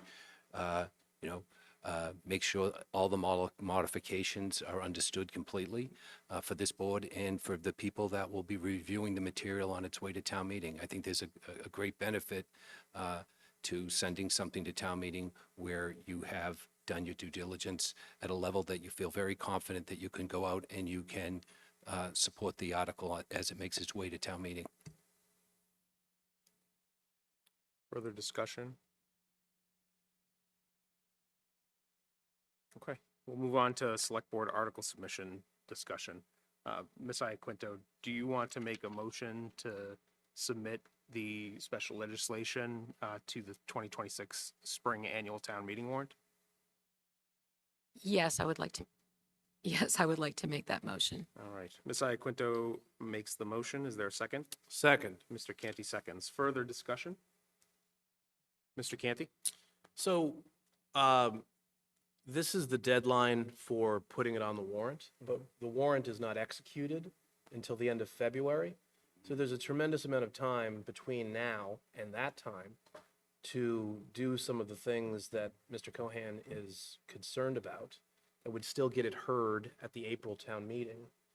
I think that although we have spent a lot of time on this, the regulations with these subtractions are fairly straightforward and will not require a 10-month educational tour in order to inform the public of. I think we can get it done within the structure that is designed to educate people about all the town meeting articles, including going to the caucuses and explaining it to them, as well as the Advisory and Finance Committee. And relevant, for example, like the North Plymouth Steering Committee, because the rail trail is in their neighborhood. Those types of outreach efforts can happen while still keeping this on the April town meeting calendar and warrant. And I think the sooner we can pass effective regulation in this, the better. I would also say that generally people comment on things that they care strongly about. So there's probably a lot of people that are largely indifferent to these modifications or regulations whatsoever. There is, I'm sure, a community within Plymouth that's very passionate about e-bikes that probably would not like any regulations passed, because that tends to be how people that are passionate about a particular area feel. But because there are bad actors that are misbehaving with the bikes, and because that can affect not just them, but they can injure others, they can run into someone, they could run out in front of a car and get a car accident, which could hurt them and others, things of that nature. I do think that this is something that the community needs to have some type of regulation based on how this technology is being used and the rapidity with which it is spreading. That we would be remiss if we did not advance this directive now and use the educational opportunity that is the town meeting article review process to do that. And we can, if we ultimately determine before we execute the warrant that we have fallen short of that metric, we can pull it from the warrant. A vote tonight to include it does not guarantee it will make it past the signature phase. So for those reasons, I think the process should continue. We've got the ball rolling here and talked about this multiple times, and I think we should continue to do so. But I think we are well on track to get this before people and have them feel informed about it when they're voting on it in April.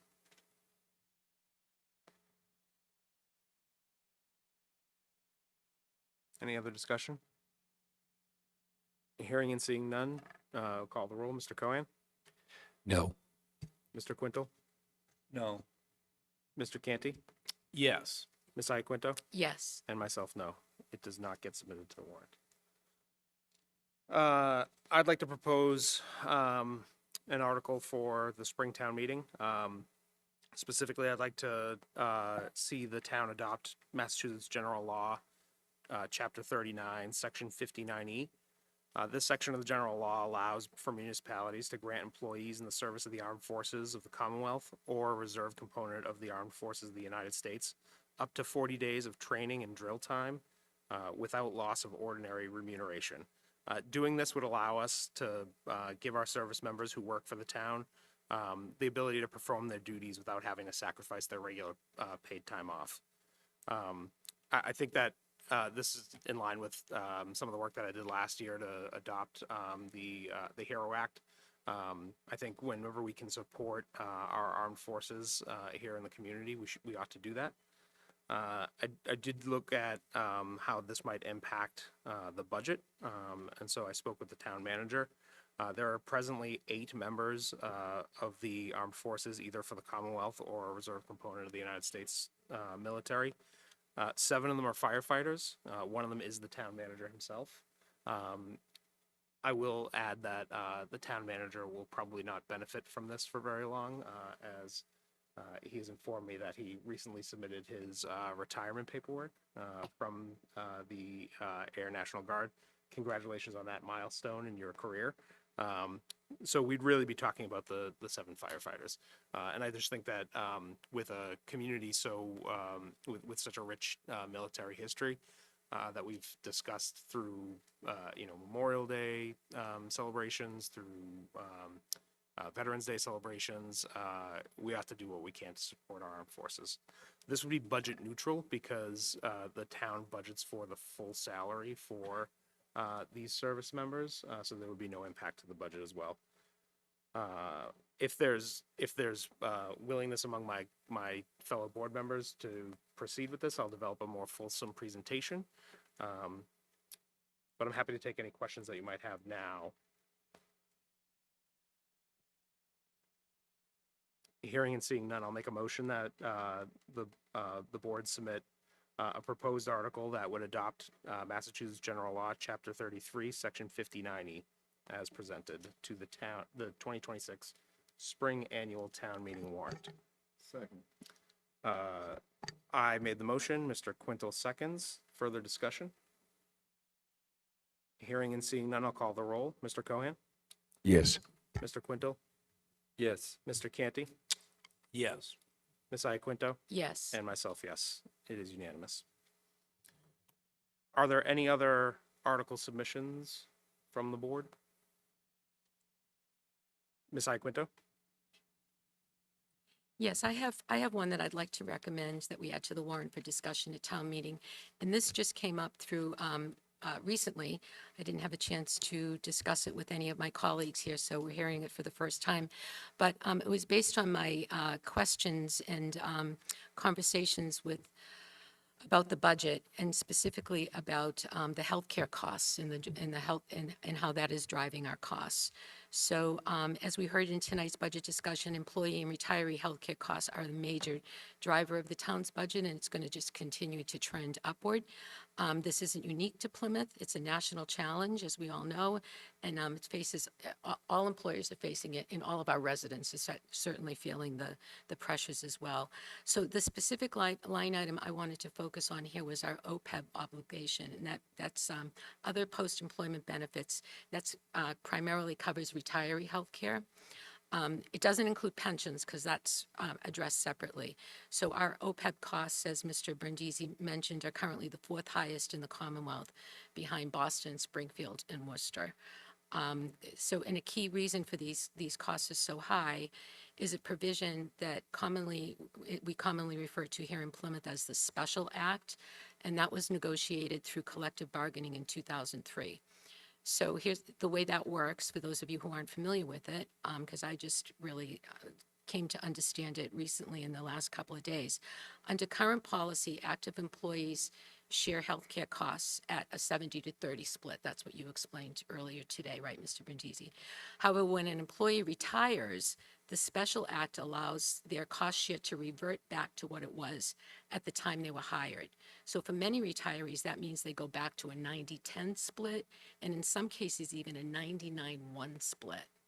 So to my knowledge, I think Plymouth is the only municipality in Massachusetts that has a provision like this.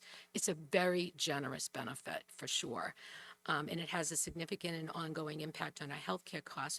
And I want to be clear that I would never propose that we take this benefit away from current employees or retirees, ever. I mean, this was part of the agreement when they joined the town, and we should honor that commitment. But what I do think is reasonable to consider is discontinuing the provision for new hires. They would still receive retiree health care benefits, but the cost sharing would not revert to the rate in place when they were hired. So given the long-term financial implications this has for our budget, I think this is an issue that deserves some discussion at town meeting. And as a board, we can continue to explore the details in the coming weeks, figure out exactly what this means and what it doesn't mean. But I just like to place this item on the warrant now so that we can start that conversation. So, Ms. Iaquinto, are you making a motion that the board submit an article to the 2026 spring annual town meeting that would discontinue the benefit provided by special legislation regarding healthcare coverage costs for post-retirement benefits for new employees? For new employees, yes. Hired after what date? Hired after the date it takes effect. Okay. Is there a second? I would second. Ms. Iaquinto makes the motion. Mr. Canty seconds. Discussion. Mr. Quinto? Okay. Mr. Cohan? Again, thank you very much for that information. It's the first I'm hearing it, so it's the first I'm hearing it. Again, the warrant is closing in a matter of hours, and we need to respond to that.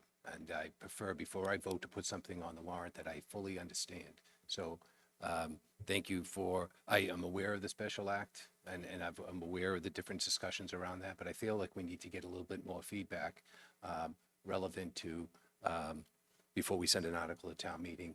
So again, I'm only hearing about it tonight. I do believe it requires a little bit more due diligence. I mean, we are looking at how do we recruit people and keep them here in Plymouth. So there's things that we have to take into consideration. So I would not be inclined to recommend this at town meeting at this time. Mr. Quinto? I'm very familiar with the act. I was on the board. I was actually one of the leading forces to get this bill passed. You touch on 99-1, and I'm going to be as, I don't have that number, but there's not too many 99-1s left. It'd have to be about 95 to 100. And through nutrition, that's how this is based, and that's how it was thought out. At the time, the finance director was Patrick Delarusso. There was a lot of skepticism about this because they didn't think that anybody was going to do it. Ellie Beth was the town manager then. And the board, I was new to the board, and the board's like, let the kid have it. Let's see what he does with it. Because they thought that going to 11 bargaining groups, I think it was, that it wasn't going to happen. Well, it did happen. And it happened for a reason. The town needed to make more money, and that's the way we moved the bargaining groups to ante up more in their weekly contributions. So it's very easy to look at it 20 years from now, but I think you need to get your numbers from the Insurance Advisory Committee, which if you call Mr. Pinto, he's the chairman. He'll gladly give it to you. It's all public record. And it's going to be a big battle. So for that reason alone, not negotiating the proper way, I'm out. Mr. Canty? So, to the best of my knowledge, we are the only municipality in Massachusetts that has this special act. And what's being proposed would only affect hires that are hired after we rescind it. So we would just be returning to the status quo throughout Massachusetts. And our OPEB liability, I think, the biggest reason our OPEB liability is the fourth biggest in the community, despite being 15th or 16th in terms of population, is the aggregate effect of this special act over time, and the fact that employees are reverting back to their starting contribution rate once they retire. And by limiting the effect to those that have not been made that promise yet, we do not disadvantage any existing employees who admittedly have made decisions as part of bargaining processes over years on the knowledge that that promise was made to them. So I agree with not, even though it is a significant expense, I do believe, particularly as a public employee myself, although for the Commonwealth, that it is important to keep the promises that you have made to people. But this particular promise is costing us quite a lot. And it is something that, with 13% increases to our health insurance this year, and that being only the tip of the iceberg for future years, as was prophesized earlier this same evening, I think it is important to take this up sooner rather than later. I mean, the first time I heard about the item we just put on the warrant was tonight, and I voted for that because it made sense and was a good idea. And I'm also aware that the article review process is going to come up in the coming months, and we can talk about this and vet it and decide before we execute the warrant whether we include it or not. I would encourage us to be proactive and not reactive, and to put this on the warrant for discussion so that it could be part of the conversation at this town meeting when a huge driver in the budget is going to be talked about in relation to health insurance. And I don't want there to be, sometimes there are last minute attempts to make cuts to the budget that are not always thought out fully. And if we had a plan, we could say, yes, this is a cost now, but we have a plan to address it in the future. That can help ease some of the concerns and calm some of the tension that may boil up in the room otherwise. I think that having that sort of a pressure valve release is important in a situation like this. So I will be supporting placing this on the warrant for this town meeting. Mr. Cohen? Yes, the article that we sent to town meeting wasn't the first time I heard of this interest in providing this capability of the town to servicemen and women. So it wasn't a new thing. Tonight, you're talking about the special act, the promises that we have, the idea of discontinuing that for the reasons that you stated about OPED. But again, it's the first time I'm hearing about it tonight, and I feel like I need to do a little bit more due diligence before I send something to town meeting. I would add to the conversation. I think it's wildly inappropriate for us to even have this conversation without having first engaged our partners who are leaders of the unions. I think this sets us up for bad faith negotiations as we move into, I think, next year. Derek, we start negotiating again in the next 13 months. We're going to be starting contract negotiations. But without any discussion with the union, we're going to ask town meeting to take away a benefit that is, frankly, critical to their recruitment process.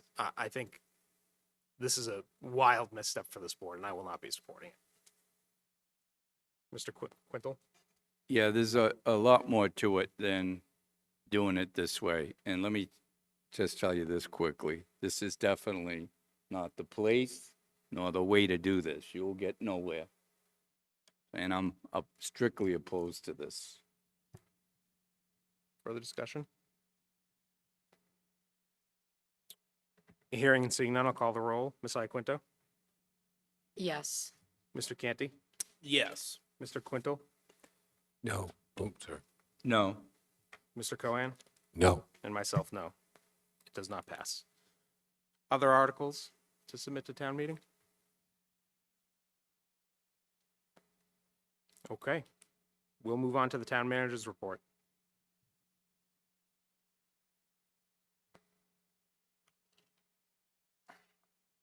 Okay, I have just a few items to present tonight. First, I just want to start by saying that the DCR who was here earlier today, they are holding a public meeting via Zoom tomorrow from 6 to 7:30. They have a Zoom link. We have sent this out electronically so individuals can sign up. This is an important meeting that they're going to have because they want to make improvements to the Forefathers Monument, and obviously that's state-owned property. And so before they do this, they want to have public input. So those that are interested in the improvements proposed by the state, DCR, please attend tomorrow night from Wednesday, December 17th, from 6 to 7:30. You can go to the town's website where we have the Zoom link posted for folks to sign up, or you can go directly to the DCR website as well.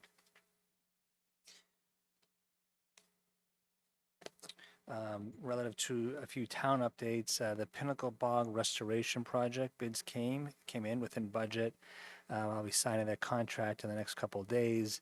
Right now, so the board is aware, all construction funding that came from the state and from federal grants is secured, and no local monies will be used. We're hoping the project will begin this winter or sometime in early spring.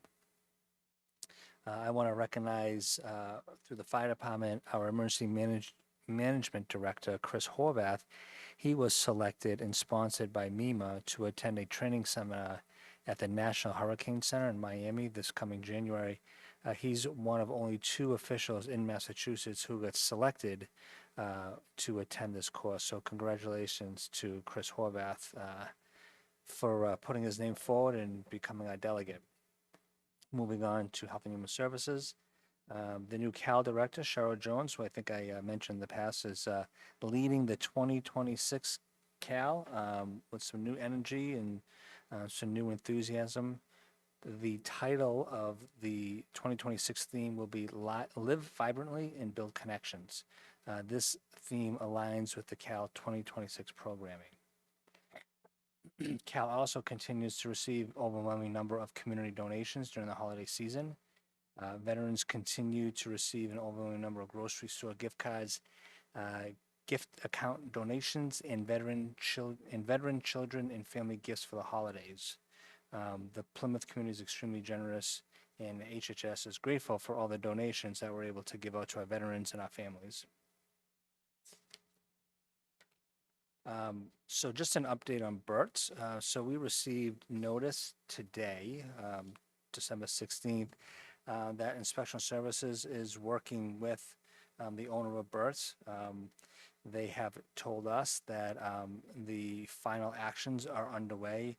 The town has requested the property owner to abate the longstanding public safety and building code violations. We anticipate a few days for the work to be completed.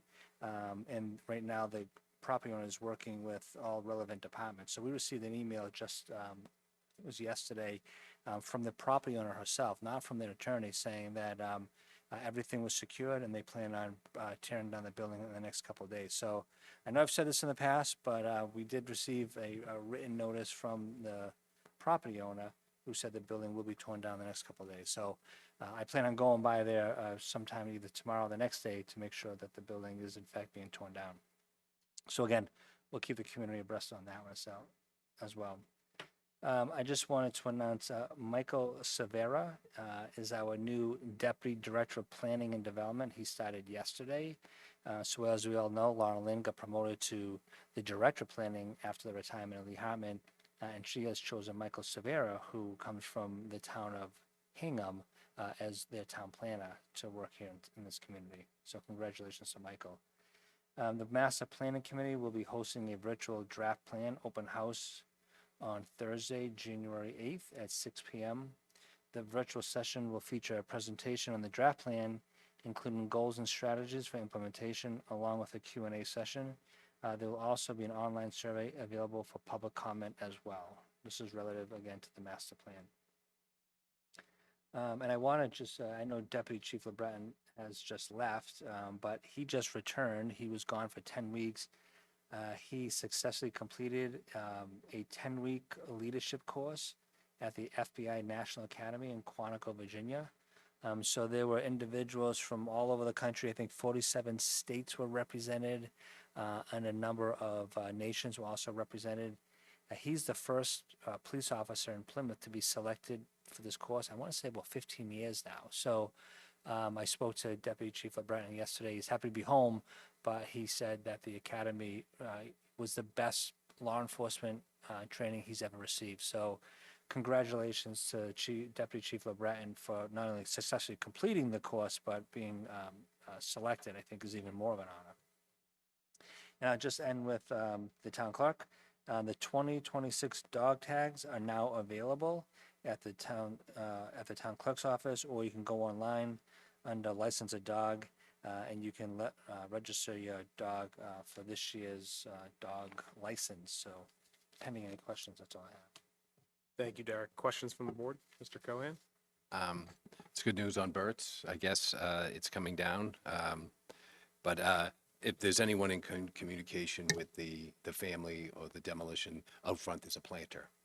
And in that planter, there's a rock that was put there during the last renovation. It was a rock that used to be in the dining room. It's the 1978 Blizzard rock. So I'm very interested in what becomes of that rock. Obviously, during its demolish, I'd hate to see that little landmark disappear. For a while, it ended up in the front, in the planter on display, but that eventually it got covered over by sand. So hopefully when someone goes to demolish the planter out front, that the rock is noted. I'm not sure how we communicate that with anyone. So ask them to set aside the planter and with the rock inside yeah, of it? there's a rock sitting in the planter. Okay. So, Well, we have the owner's email, so we can yeah, communicate. I'll be that more than request. happy to point it out if someone wants me to meet them there. Bill, will you bring your truck over there? I don't know. I mean, reclaim the rock. Other questions? Thank you.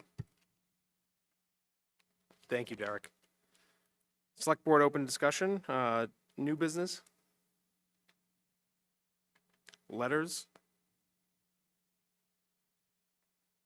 I will say that we received a letter from the Sheriff's Department in response to some community concerns about their partnership with ICE. I know that the Plymouth Independent has already written a story about it, and it's already circulating on Facebook, so I would encourage the community to go out and seek that information. Old business? Mr. Cohen? Just to thank staff for their efforts to resolve the bump there at Mantis Point on Warren Ave on State Road. It is gone. Other old business? Our next meeting is going to be December 30th. I'd like to wish the community Merry Christmas, Happy Hanukkah, and Happy Holidays, whatever you may be celebrating. Motion to adjourn. Mr. Quintal makes the motion. Is there a second? Second, Ms. Iaquinto seconds. Discussion? Ms. Iaquinto? yes. Mr. Canty? Yes. Mr. Quintal? Yes. Mr. Cohan? Aye. And myself, yes. We are adjourned. Thank you.